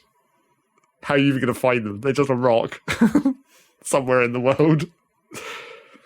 Although you do start to just recognise that exact shape of rock. It's like oh, that's a Talus. That's a big rectangular looking rock shape. It's like, yep, that's going to be one. Bum, bum, bum, bum, bum. Yeah. And then obviously the armour upgrade for 100%ing that as well. Still got those goddamn electric Alphos tails to grind at some point. And star bits, but that...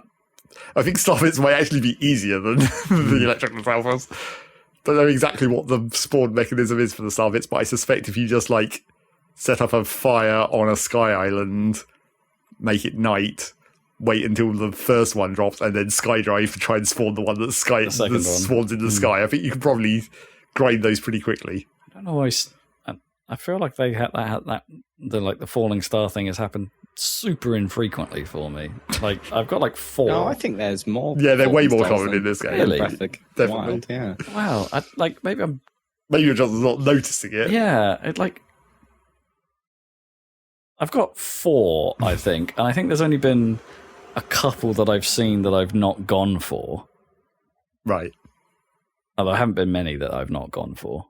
And then I've definitely missed a few, like as in I've gone for them and then I've not made it there in time. Yeah, I feel like I've seen a lot more of them where it's just like it's too late to even bother. Where it's just like it's 3 a.m. or something. It's just like, why is this even falling now? I'm never going to make it over there. Yeah, although that's definitely happened to me quite a few times. Actually, one thing that I did check that I think is different from Breath of the Wild is you can fast travel now. They don't despawn if you fast travel. Despawn. Interesting.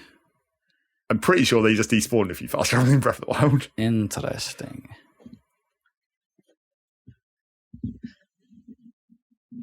But yeah, that's just, you just need every upgrade step of the reference armor needs a star bit basically. So yeah, probably going to need like, I don't know, 30 or more for all those sets.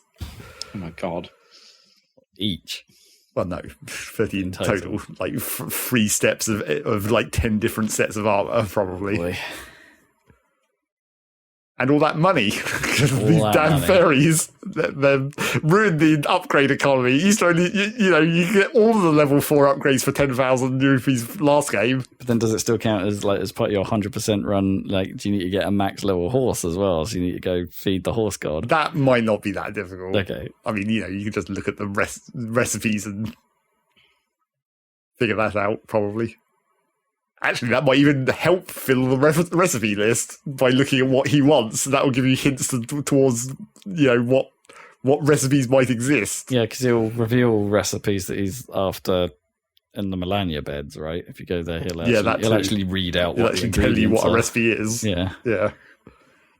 And then there's all the posters around. I mean, I haven't even thought about filling out the recipe book yet, except for like toasted items. I've casually been throwing stuff in fire whenever I thought about that. It's like, oh yeah, I've just picked up this thing. I should probably chuck that in the fire and see if it toasts. Do those count as pictures as well? Like baked versions? No, because they're like food, technically. They're not an item any longer. Okay. That had me worried. When you said that, it's like, oh god, I've not been photographing like accidental baked goods. No.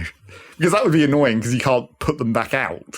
You can't throw a meal on the ground. Yeah. So once it's in the meal menu, you wouldn't be able to take it back out. Eat it. Yeah.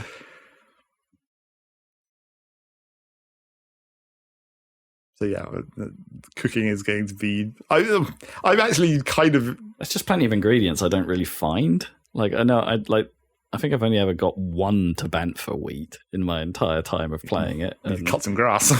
Well, yeah, and I think that was where I got it from. Yep. Like, it just popped out of the ground, and I'm like, what the chuff? How did that become a thing? And Hylian rice I haven't ever got a lot of. Same thing, but just cut different grass somewhere else. Well, yeah, it just doesn't happen very often, though. It's like, it seems super rare. Like, I always find a bloody restless cricket or something in the grass instead. Like, sure.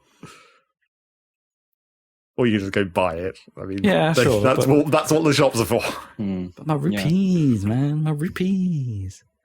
Yeah, it's not like I'm not expecting to be able to just, I don't know, sieve some grass and some cheese pops out. I kind of understand there's some stuff. The cheese though, that's a very specific. Hat no cheese. Yeah, exactly. Gotta get those recipes are specific, right? Like, yeah. It's the only cheese that exists in the entire world. Yeah, for some reason. The one cheese. I mean, tomatoes spontaneously appeared all over the place somehow between these two games. Yeah, Hyrule discovered pizzas, finally. Well, have you made a pizza? I don't know if I've made one. I've been given one. Oh, okay. I think I've been given one. That I remember anyway. I haven't eaten it yet. Keep that pizza. Exactly. For an important moment. It's a family heirloom. Hang it on the wall in my house. If only you could. Yeah. If only you could do... If only I could hang, like, what I wanted. Like, if I could master hand my house or something, like... Well, I mean, you kind of can, I guess. But not the stuff in it. Well, I guess I don't know... I won't spoil the territory, sorry. I guess, but, you got a house in the last game, so... Let's just say that it's a similar situation of having a house. But, like... I don't know what the despawn rules are for that sort of thing. Like, if you actually just put an item there... Oh, I see. If you just put it down, does it remember it because it's in your house? Because it's in the house, yeah. I don't know. Because obviously weapon racks and whatnot, they're always nice. I mean, that stuff costs quite a fair amount of money, so I've not done it. Sure. I'm not engaged with that system. But... Although, admittedly, at this point, I was like... Also, I don't see what the point in it is. Well, so. It's like, you keep the story significant weapons just because it's cool, but then in this game... They're not special any longer, so no. It's just like, well, I mean, technically they weren't in the Breath of the Wild. You could always remake the race weapons, the light scale trident or whatever. Sure. It was expensive, but you could, and you can still do that in this game as well. But even the reference weapons aren't one-offs either. You can get as many of them as you want as well, so don't even need to keep them.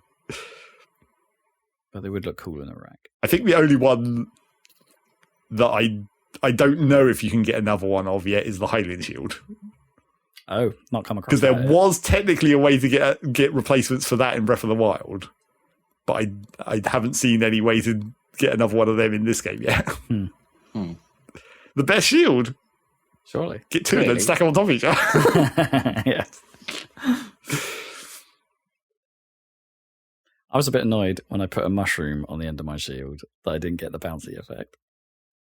I thought I could bounce myself a little bit, like by jumping on it. Yeah, at least even if it was just try a parrying someone to see if it like chucks them. Not yet, not yet. But I've got like the mushroom gets massive when you attach it to a shield. Like it's hilarious, and it's not just like growing straight out of it; it kind of grows out and up. Yeah, like it's kind of weird. It does look weird, but I haven't tried parrying someone with it just yet. I imagine it would just go pew and send them flying. But well, it might not though, or maybe it like. You wouldn't be able to tell because it would be a hidden stat, but maybe it would improve like the parry capability. Like it makes it easier to knock the weapon out of the hand. Yeah, but that would probably work. But you wouldn't be able to tell because that's a whole hidden stat thing. The actual parry capability of shields versus weapons. Yeah, so I thought I could just like shield surf on a mushroom and it like at least awkwardly bounce me, if not like not full spring bounce. Yeah. Just do a little something, and then you just fall over, and you're like, well, that's disappointing. Yeah. It's like one of the few things in the game where it's like the physics didn't seem to work as you expected. Because like, why would the mushrooms... Okay, question number one, why would the mushrooms be bouncy on the end of a stick? Yeah, okay. That is obviously the problem. Let's get that one out of the way. But then also too, like, why are they only bouncy on the end of a stick? Like, it's not like you could just jump on them in the world and they sort of bounce you about. Like, it's like there's something specific about being attached to a stick that they then suddenly become bouncy. Yeah, I mean, I don't like. Would there be any other item you could think of that would also fit that role that's not a mushroom? Because really, the actual answer, like key size. Like if I poked one, I'd want it to just go wee and to find something, right? Because they just why wouldn't the eye home onto something of its own accord, right? If I could just poke the eye on the floor and have it just go wee and find something, that would be kind of funny. Or just throw it. Have you tried throwing one by hand? No, I haven't. It would only do 1 damage, but I wonder if it would home in. Just go woo, yeah. Because like. Just build a whole pile of eyes and then like shotgun blast, just trigger them all and just and they just all fly towards the target. And blah, blah, blah. Or like perhaps you set up one like totally redundantly on a cave you expect there to be a whole bunch of like keys flying out of. you set up this shotgun blast. Set up the keys trap. So these key size go after the keys. I mean that would just look cool. Keys on keys action. I mean, really, the actual answer of why mushrooms are bouncy is because they'd already programmed the bouncy effect from the stupid spring hammer in Breath of the Wild. They wanted to use that game. I guess, yeah. That's the actual reason.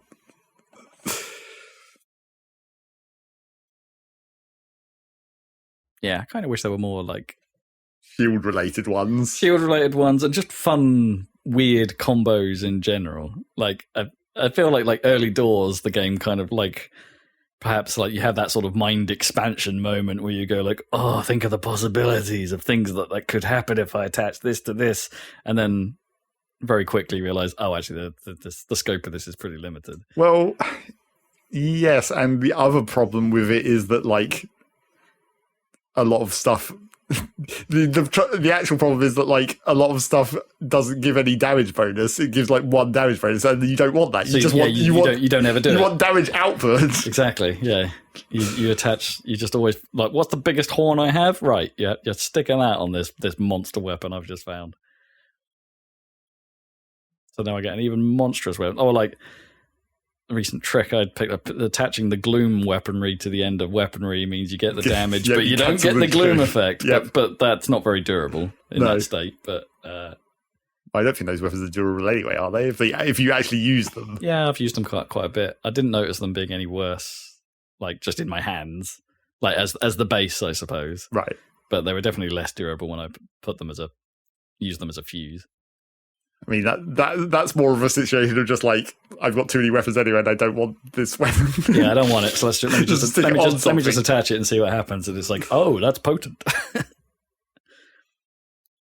And then I think, as I mentioned one of the previous episodes, there's just like an item that you can fuse on the tip of a weapon that gives a huge damage bonus but lasts 1 hit. So too inconvenient to bother with. Yeah. I mean, at the start of the game, the arm, the skeleton arms are that, aren't they, really? The style arms. Sure, although I use them the other way round. Have the arm be the base for the base damage and then fuse a thing on it. Oh, and then that improves it enough? Because the fuse adds the durability, right? Mm. So it's adding durability to the arm rather than the arm breaking off really quick. Oh, I see. Yeah. Since in the early game, the arms are actually like one of the most powerful weapons in terms of stat. That's a huge way. It's a massive boon to get started. I was living off those things. So yeah, I mean, I'm probably I've got to be finishing this in like the next 2 podcasts, probably. Yeah, pretty soon. And then maybe I'll start Master Mode if it exists. if that's a thing, yeah. If the rumours be true. Mainly to just see how it works, because I want more Octoballoons. Well, that's the thing, though. Is that what they're going to do again? Well, for a start, they can't do that on the Great Sky Island, right? Because there's no normal enemies up there. So how is that going to be any different in Master Mode? Mm. We're just going to have like extra random constructs on floating hover platforms or whatever. Do you come across like Flux 4s? Well, I mean, is there another tier of upgraded enemies, like the gold ones? The other question. I'm really hoping it's not going to be a bunch of fucking hot balloon platforms. It's really annoying and not actually that helpful.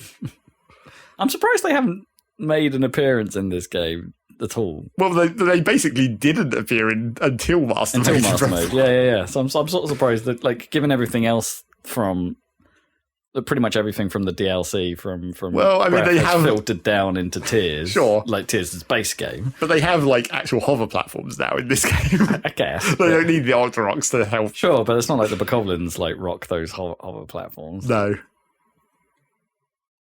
generally only constructs with rocket launchers and some Yiga maybe.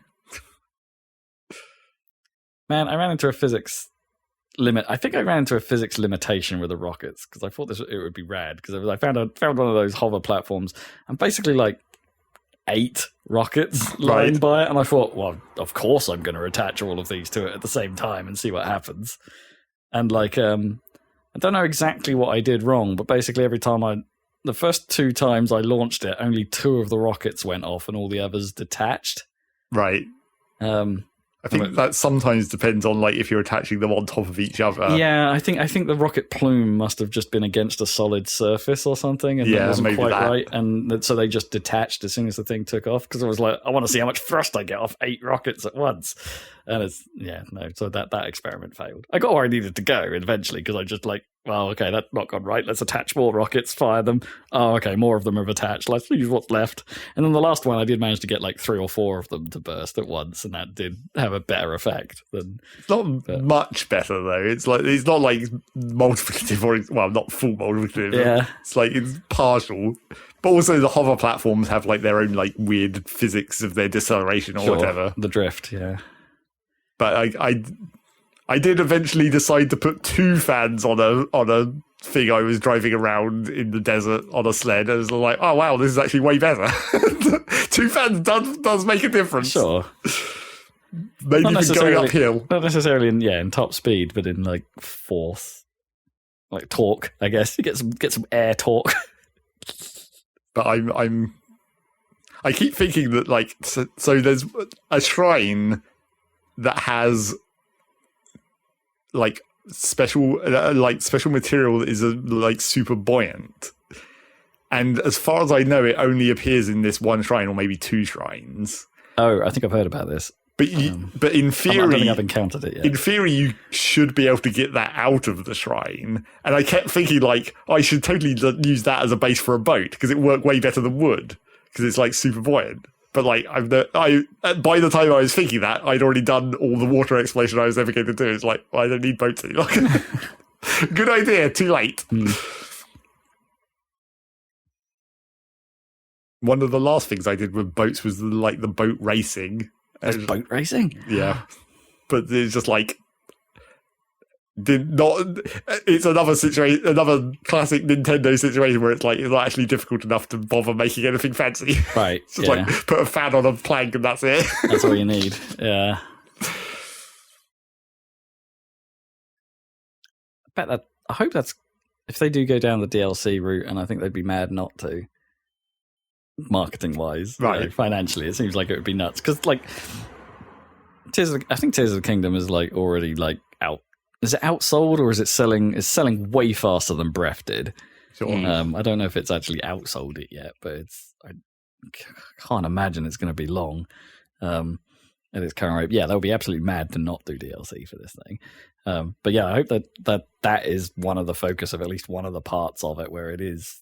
Hey, elaborate buildings only, or something like it requires you to really engage with those systems in an extreme way. I mean, there is like 1 or 2 caves that you come across which like are pretty much specifically designed for building fancy vehicles, and they give you all the parts and everything. It's like that's nice, and I was like, I mean, more of that would make sense. So, I mean, is the DLC essentially going to be like Trial of the Sword, where it's going to be like one giant shrine, basically, where they're going to incrementally increase the complexity of the building stuff that you get? That could be neat.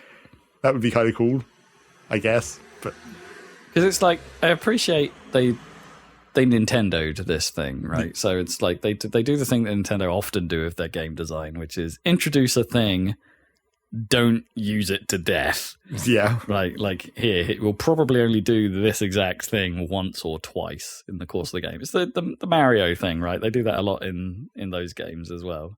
Let's introduce a mechanic, let's make it fun, and then we'll move on. Here's another new thing. Get excited. Rinse and repeat.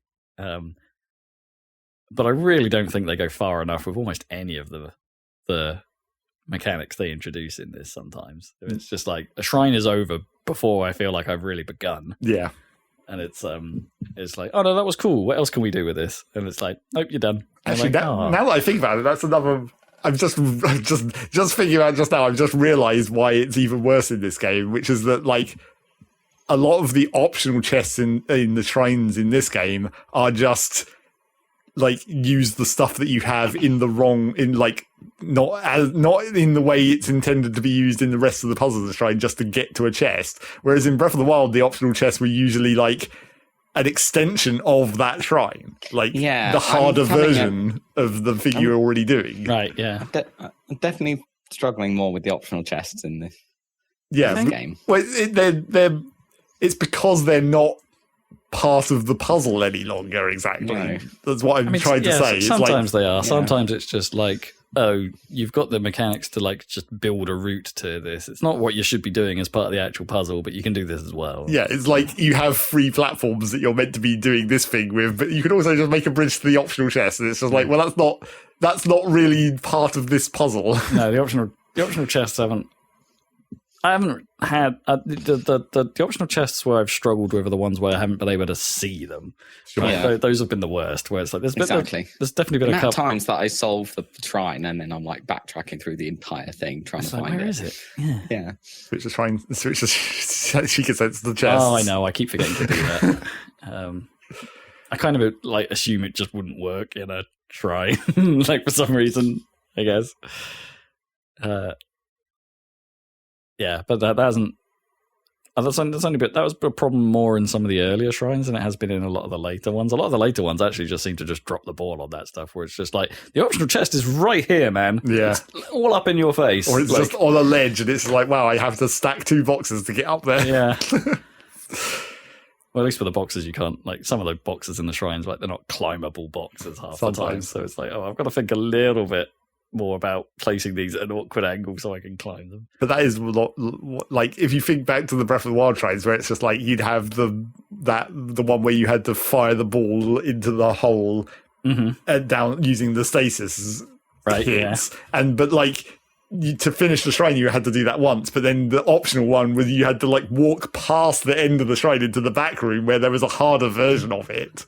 So it's I think that's mean, though, isn't it? Like putting something beyond the finish gate. Well, yeah, but that's why it's optional. Yeah. Because it's like if you want to do the hard mode, go over here. I've definitely done that a few times here, right? Because there'll be like 2 doors. You'll walk into a room and there'll be 2 doors, and like one of them is the exit, essentially, and the other one is the chest. And it's like there's actually 2 puzzles in the same puzzle. A couple of times, but not nearly as much, I don't think. No, that's happened like twice, like where it's that obvious, where there's like literally 2 rooms, 2 ways out of the same puzzle. But I think that's why it feels like they don't use the mechanics enough, because they're literally not using the mechanics as much as they were in Breath of the Wild, really. Sure.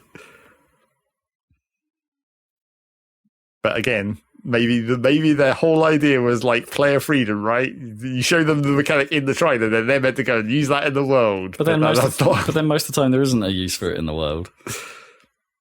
Well, like, the famous one is like the baseball or pinball-ish like shrine, right? That everyone finds pretty early on, and it's like, where am I going to find something that pinballs this thing like in the world? It's where am I going to use this knowledge? I mean, you could make something to do that, I guess. I mean, you don't really have like servo motors. You'd have to attach it to like a wheel. Well, sure, yeah, and I'm not sure how much force you'd get out of a wheel. Yeah, maybe well, you can always use a spring, I guess. Not the same. Sure. Yeah. It causes the same physics effect, but not for the same reason. But I couldn't build a machine to be like Sidon's powers in Hyrule Warriors, right? Where he's just baseballing bombs about. Well, you could probably make a thing that just launches a shit ton of bombs like a shotgun. I mean, yeah. But you'd have to get all the bombs out and put them down, and then let's not. I want to like. I haven't actually tested whether they changed the item drop limit, because that was annoying in Breath of the Wild, where you could only drop like 10 items and then they just start disappearing. Oh, because that was really annoying when I was trying to cook apples for that goddamn apple lady in Breath of the Wild. You can't just keep going into your inventory and keep chucking more out. You have to only do 10 at a time. That would be pretty cool, actually. Like just building a big old catapult that just flung bombs at a thing. That could be kind of fun. Yeah. I mean, who knows how effective that would be, but... Yeah. I mean, that would be probably half the problem. It probably wouldn't be nearly as effective as you'd want it to be. It would be cool. Maybe. It could be fun looking. This is the kingdom. Dan, you got any additional updates from your end of things after we've talked about everything about this game? Yeah, I did the fire temple. That was good. It was a very temple-y temple. Yeah. It was temple-y, yeah. It was cool. All the minecarts was awesome. That's probably might be my favourite bit of the whole game so far, actually, that temple. Yeah, it was good. It wasn't too big. No, it's a good size. It's a good size, but it's not enormous and arduous. And there's a nice long sequence where you're going through the depths with what's his face, Yunobo. Yeah, and he was a decent enough character. I mean, this iteration of it seems. I don't know. I'm not so into this version of Yunobo. I mean, the drug lord part was bad. I mean, the drug lord part. It was pretty funny, but it was funny for a moment, and then it went on slightly too long. Yeah, even though it didn't go on that long. Even though you just immediately break that mask, and then you're done with that whole thing. Yeah. Which that seemed like that was going to be way more of a big deal as well. Yeah, it's just like that sequence doesn't take very long fighting him. Or I kind of wish the fight was like they used more the mask, complicated, or more luchador in some way, like more wrestling moves. Yeah, that's true. The luchador thing wasn't leaned into. Yeah, it's cool, and it's cool that you can get up Death Mountain much easier now with all the minecarts and stuff, and less lava. And less lava, yeah. So, like you were saying, it's just cool, relatively cool up there. You don't need all the armor like in the previous game. You just need it for the caves, right? Yeah, every single cave you need stuff. Well, not every single one. Most of them. Okay, fine. The majority of them. Yeah. But you don't even need that. You deal with it in other ways now. With food and things. You just get wet. That doesn't last very long, though. It lasts a surprisingly long amount of time, really. Considering you wouldn't have thought it would when it's a thing that you normally require a specific armor set to deal with. Yeah. You would have thought just being moist would be good enough. I mean, I know there's that one guy that tells you about it, but it's just like, I just always armored up. It wasn't a problem. Well, sure, if you have the armor, might as well. But you still have to buy that, right, with the rupees, basically. Yeah, it is pretty expensive, but at least you only need one bit of it. Yeah. You just buy the cheapest part and then go. Yeah, exactly. But it doesn't. Then you're not coordinated. That armor looks especially goofy when you don't have the whole thing. And then of course it makes the clanking noise as you walk along as well. And it's only good until you find the double heat areas, double flame areas. Of course. And then it's like you need upgraded stuff. Yeah. Well, you need one more bit of the armor. You need 2 bits. 2 bits. Yeah, I was a big fan of the music actually in that area as well, because it had a real jazzy slant inside the fire temple, and it was cool. And every time you did one of the things, like it incremented, like the music. They all do that. I know, but it's sort of it I don't know. It felt way more noticeable in the fire temple. I don't know why. It was just. I thought that was particularly well done. That. And it was cool that the boss was like a Goma. It was like a spider, one-eyed spider. Returning Goma. That's cool. Classic. Like that kind of reference. I mean, I think we might have had our fill of Gomas from Hyrule Warriors. Yeah. But they're everywhere. Although, the one Tears of the Kingdom is a bit easier than the Hyrule Warriors. Yeah, it wasn't a difficult fight. Yeah. It was slightly annoying trying to get him up onto the ceiling in the right place. I kept missing constantly. Or whatever. God, now I'm wondering how Yeah, I know what you're wondering, and I will tell you, but it's too spoilery. I didn't even think about that. Okay. But yes, so that, I mean, now you're on to Zora's Domain, I guess. Is that the next one? Yeah. Zora's Domain stuff is also pretty cool. Yeah. Not sure it's quite as cool as the last point, or you absolutely. You could probably do Lost Woods at any point, actually. Yes, you could if you wanted to. Yeah, maybe I'll do Zora's Domain though. It looks all grimy on the map, so it'd be nice to fix that. Hopefully, fix it up. But you don't have to worry about Typhlo ruins any longer. They're no longer dark. You just walk in there. Yeah. Well, I mean, it's still got that bottomless bog around the outside. You can't just walk in there, but pretty much. Oh, cool. Okay.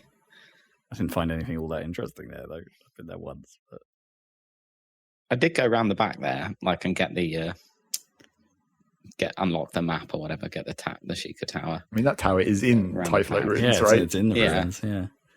Yeah, I basically just glided over there with the boost power. Pretty much did the same. Yeah. Just off the back of Death Mountain. You come straight down. Exactly. That's what I did after Death Mountain. Yeah. Yeah. But no, I didn't actually do the cave yet behind the restaurant. Oh, right.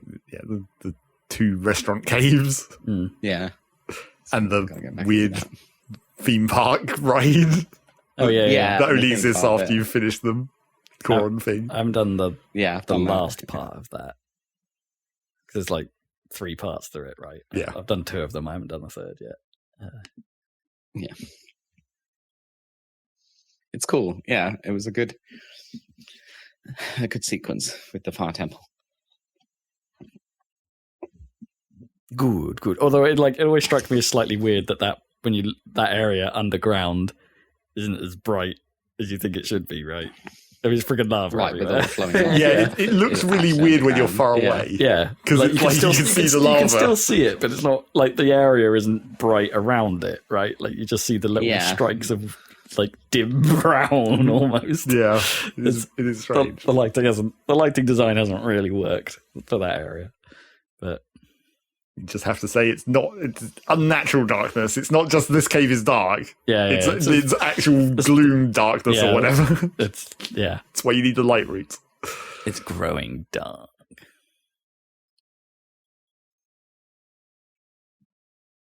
So that's a ton of Tears of the Kingdom. Tears of the Kingdom. What else did I play?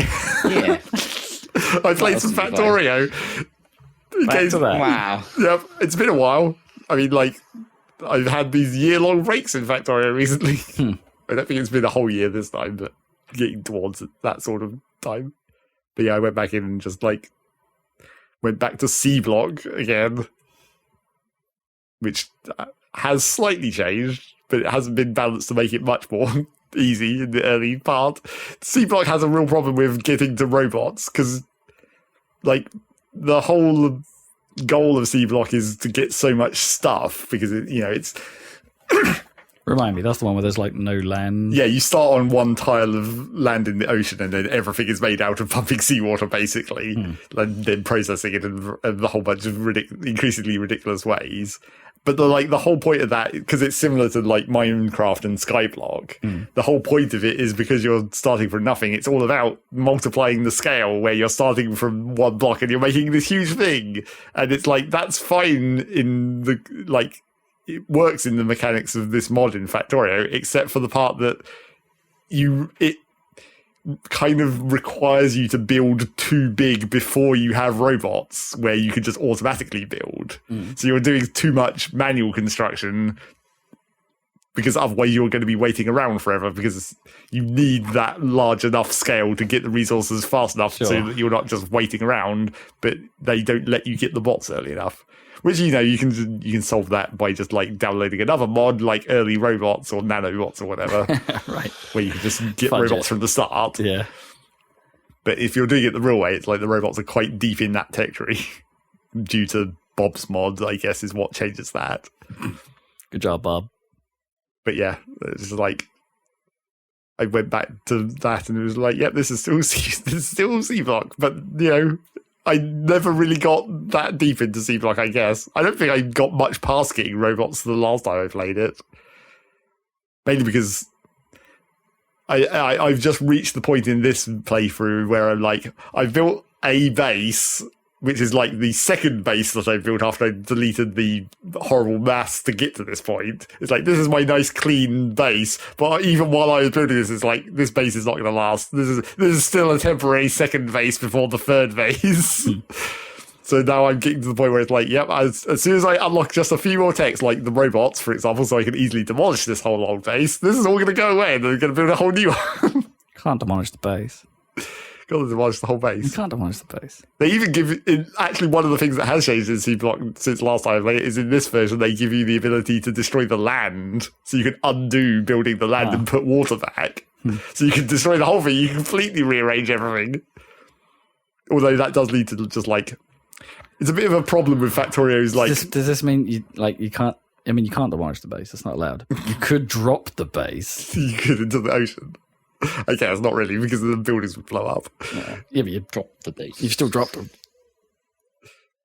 Like one of the problems with this whole concept of C Block making stuff out of the ocean and building land is that like it doesn't really work with Factorio's tile-based system because you can once they give you the explosives where you can delete land and make water.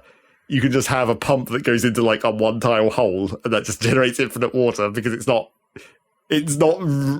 registering that it's linked to the ocean or anything. Right, yeah, it's just how that worked. It's just how that works in Factorio. I think at some point someone did attempt to make a realistic water mod for Factorio where it like detected how many tiles of water were linked, and like if it was too small a number, it would start draining over time. So you could actually exhaust water supplies. I think they tried to do that in Minecraft as well, although in Minecraft it's even more of a problem because it's a 3D volume of water. Yeah. But yeah, it's like once you have the ability to make water in Factorio, all kinds of shit gets screwed up, even in base Factorio, mainly because water is like completely impassable. So if you want to make completely invincible defences, just surround your base with water. Right. Because biters cannot get past it in any way. Handy, but in some ways a bit OP. Yeah, a bit OP. And also maybe might cause some pathfinding lag. Oh, right, of course. Because you're going to be causing biters to try and do all kinds of weird pathfinding that they're not going to be expecting. Of course. So yeah, that's Factorio. Back to Factorio. Jumping from Oxygen to Factorio. All the classics. Back to Factorio. I was also incredibly far into the city centre of Lemon Town in Rocket League. Woo! It was real bad. Welcome to Lemon Town. Dead middle of Lemon Town. You needed a citrus influx. Got to get back to the suburbs at least, which I have managed again. The lemon burbs. The lemon burbs. I don't know. Did they become less lemon? Is it like Grapefruit Town out there? Like they want less lemony, less citrusy. Yeah. you go from Lemon Town into Limeville, and then a bit of orange somewhere. Yeah, Orangeborough. But yeah, I mean, I still have this weird theory of Rocket League where for some reason everyone is real bad on Thursday night. And it seems like every time I play on Thursday night, it's just terrible. And then often they will be like, I'll be playing, everyone will be being real bad, and it'll be like, wait, what day is it? Oh, it's Thursday, shit. I shouldn't have played. Sorry if Zach has just slighted all you people who can only play on Thursdays. I don't know what it is about Thursday. You'd think it would be the weekend, right? Where everyone's like drunk or whatever. Thirsty Thursdays. That's what maybe that's just where more people could play, so you get more of a variety, I guess. But well, that too. That should make it actually also worse, right? You get less hardcore people playing at the weekend. The casuals, more of the my grade. But yeah, weekends seem totally fine usually. Maybe Thursday is the night for for illegal account trading or whatever, where all the people who are using the idlers using fake leveled accounts and playing. Maybe I sort of have maybe considered I want to play a Rocket League again, but not go hard like before, because it's just not possible for me to go back to the whole Battle Pass thing of playing. You just need to not look at that. Yeah. Ignore that, the existence of that menu, which actually Rocket League does kind of make reasonable. Like, it's never been in your face. No, it's never been awful with that stuff. Yeah, it's definitely not Fortnite for that stuff. Jeez. No. Thank heavens for that. Although I did briefly have a look to be like, is there any way of actually earning stuff for free in Fortnite? It's like, can you actually get cool stuff? It's like, no, not really. It's not really a thing in Fortnite. You have to spend money. Yeah, I was sort of thinking about maybe. But then I was also talking to Kippers the other day about, like, I was trying my usual campaign to try and get Kippers into play Deep Rock with us. Yeah. It's like, yeah, still don't really want to. As we went and played some Counter-Strike, which was a fun time, actually. Boy, are we trash now, but like, it was a fun time. Yeah, and then it was just as part of that, I was sort of, as I was talking about multiplayer games, I might go back to. It's like, I don't really miss Rocket League since I've stopped. It's like, don't get me wrong, it holds a special place in here, but. It's a very special game, but also I'm pretty happy that I'm not in the loop anymore. I mean, this is how I've been thinking about Team Fortress 2 now that it's having this revival. Yeah. Where it's just like, I could go back and play Team Fortress 2, but I mean, Rocket League was what replaced Team Fortress 2 for me. We should go back and play some Team Fortress. But then I'd have to fucking install it and find like 20 gigs of space. Yeah, that is a problem. I mean, maybe if I get this new PC that I keep talking about, maybe I'll do an inauguration of this new PC by installing Team Fortress 2, a game that I played on my previous PC. Yeah. In a 4x3 monitor, even. Like, fully unlock the frame rate and see what that number goes to. It's probably very high. Probably. Although maybe we should try that new, 100 player, or a server that's running a 100 player game or something, just to see what it looks like. I wonder if they've designed special big maps or people. I don't think they have. I mean, what would be the best map of the standard ones? It would have to be like one of the CP ones, presumably. It would have to be something that's pretty wide. Granary, I guess. Has the most open space. Yeah, I guess. It'd have to be something that's not just like a tunnel. Or a 1 point push kind of style map, I mean, I don't think, regardless of what the map is, I don't think any of the game modes are going to work with 100 people. No, probably not. It's probably just going to be an absolute stalemate. Yeah. In terms of the mission goals, and then it'll just be people fighting for score. Yeah. I have a similar feeling about Overwatch 2, because I was watching another thing about the whole situation with Overwatch and its PvE and all that kind of stuff. And, and Gnome was watching. It was sort of in the room with me with it. Oh no, it was on the Bombcast actually. They were talking about on an old giant Bombcast. I say old, a few months ago. I'm way behind. And Gnome was like, "Wait, is Overwatch going away?" And I'm like, "No, it's still about." And he's like, "Oh, good for you." And I'm like, "I haven't played it in a very long time. I haven't played it since Overwatch 2 was a thing." And again, I feel kind of sad about that, because it's like Overwatch 1 doesn't exist, and I loved Overwatch 1. I thought it was a really great game. But there is nothing about Overwatch 2 that is calling to me. And I kind of feel sad about that, because it means like it's almost like it's not quite the same, but it's the Monday Night Combat thing with it, like, to it again, where it's just like, this game has died.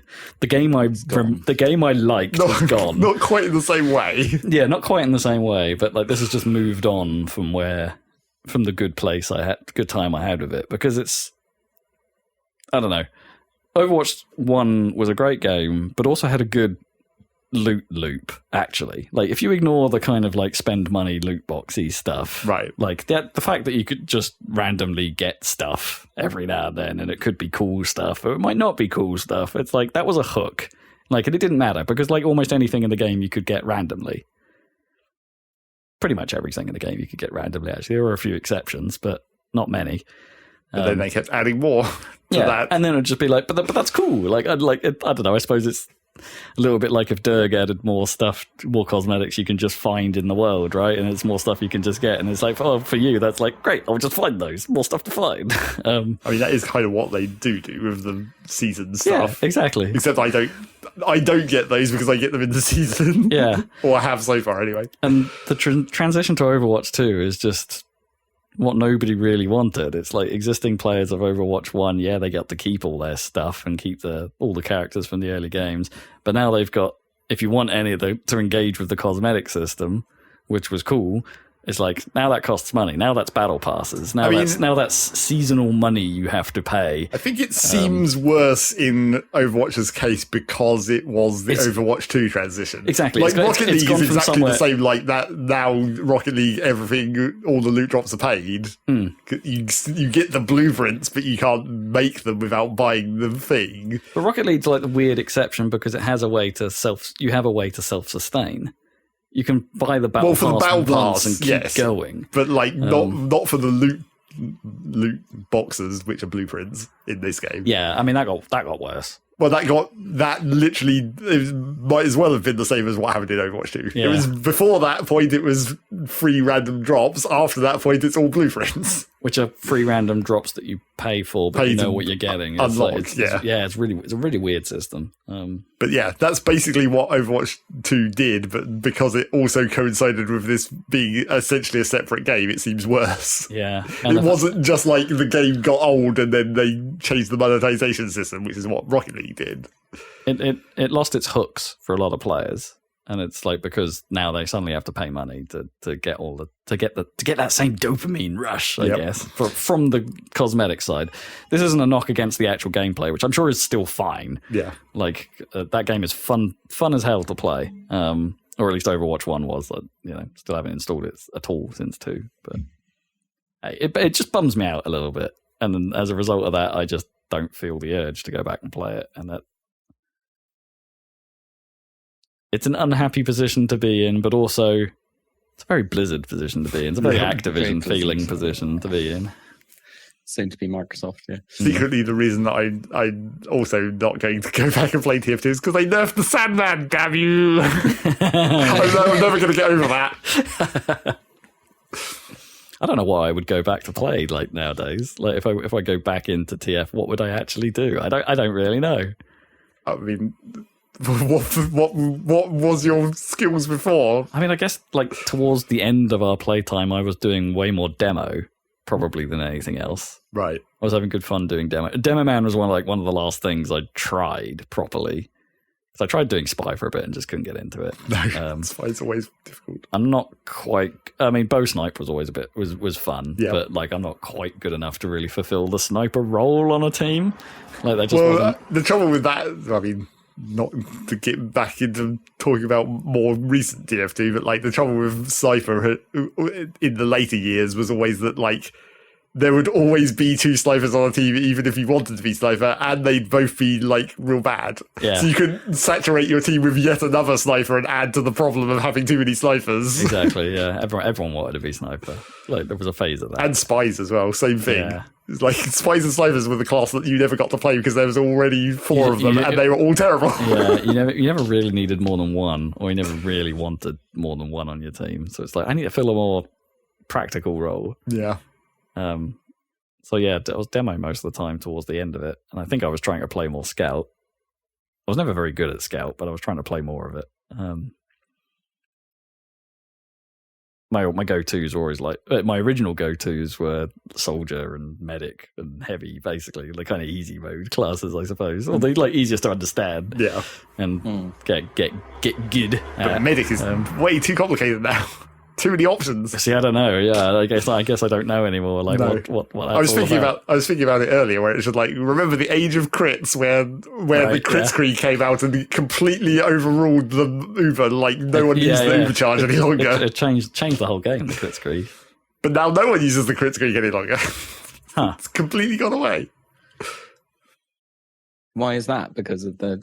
Well, yeah, that's why it get nerfed at one point. No, I don't think. I think I was trying to work it out. I think the reason is like it's a combination of there being other options now, like the quick fix, like the other medic gun that's just better in more situations. But I think it might also be because as they added more and more weapons to the other classes, there was less probability that you were actually going to be able to use the crit screen on someone useful. Right. Like, because the classic crit screen technique was like crit screen a demo man and use the sticky grenades and you just kill everyone. But nowadays, you'll just get like demo mans who are using the sticky jumper, so they don't even have sticky grenades. Right, yeah. Like, there's a much higher percentage chance that your crit screen is going to go to waste.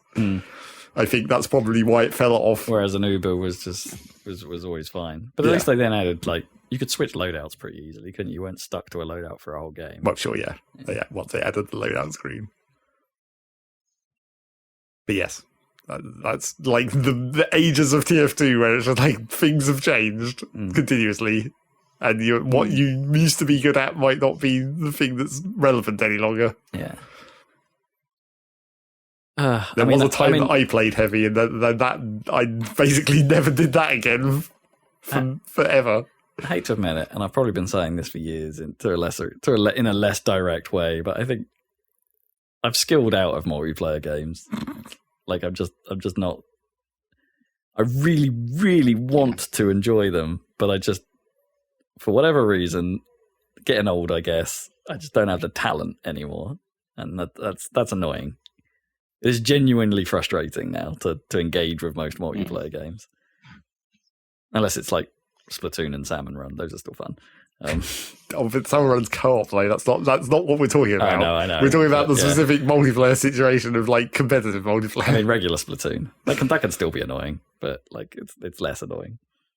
There's usually a role you can fulfill in Splatoon. Well, yes, but then that's the thing, isn't it? Whereas, like, at some level in Splatoon, you can play a role where you don't actually fight anyone. Yeah. You're just putting paint on the ground.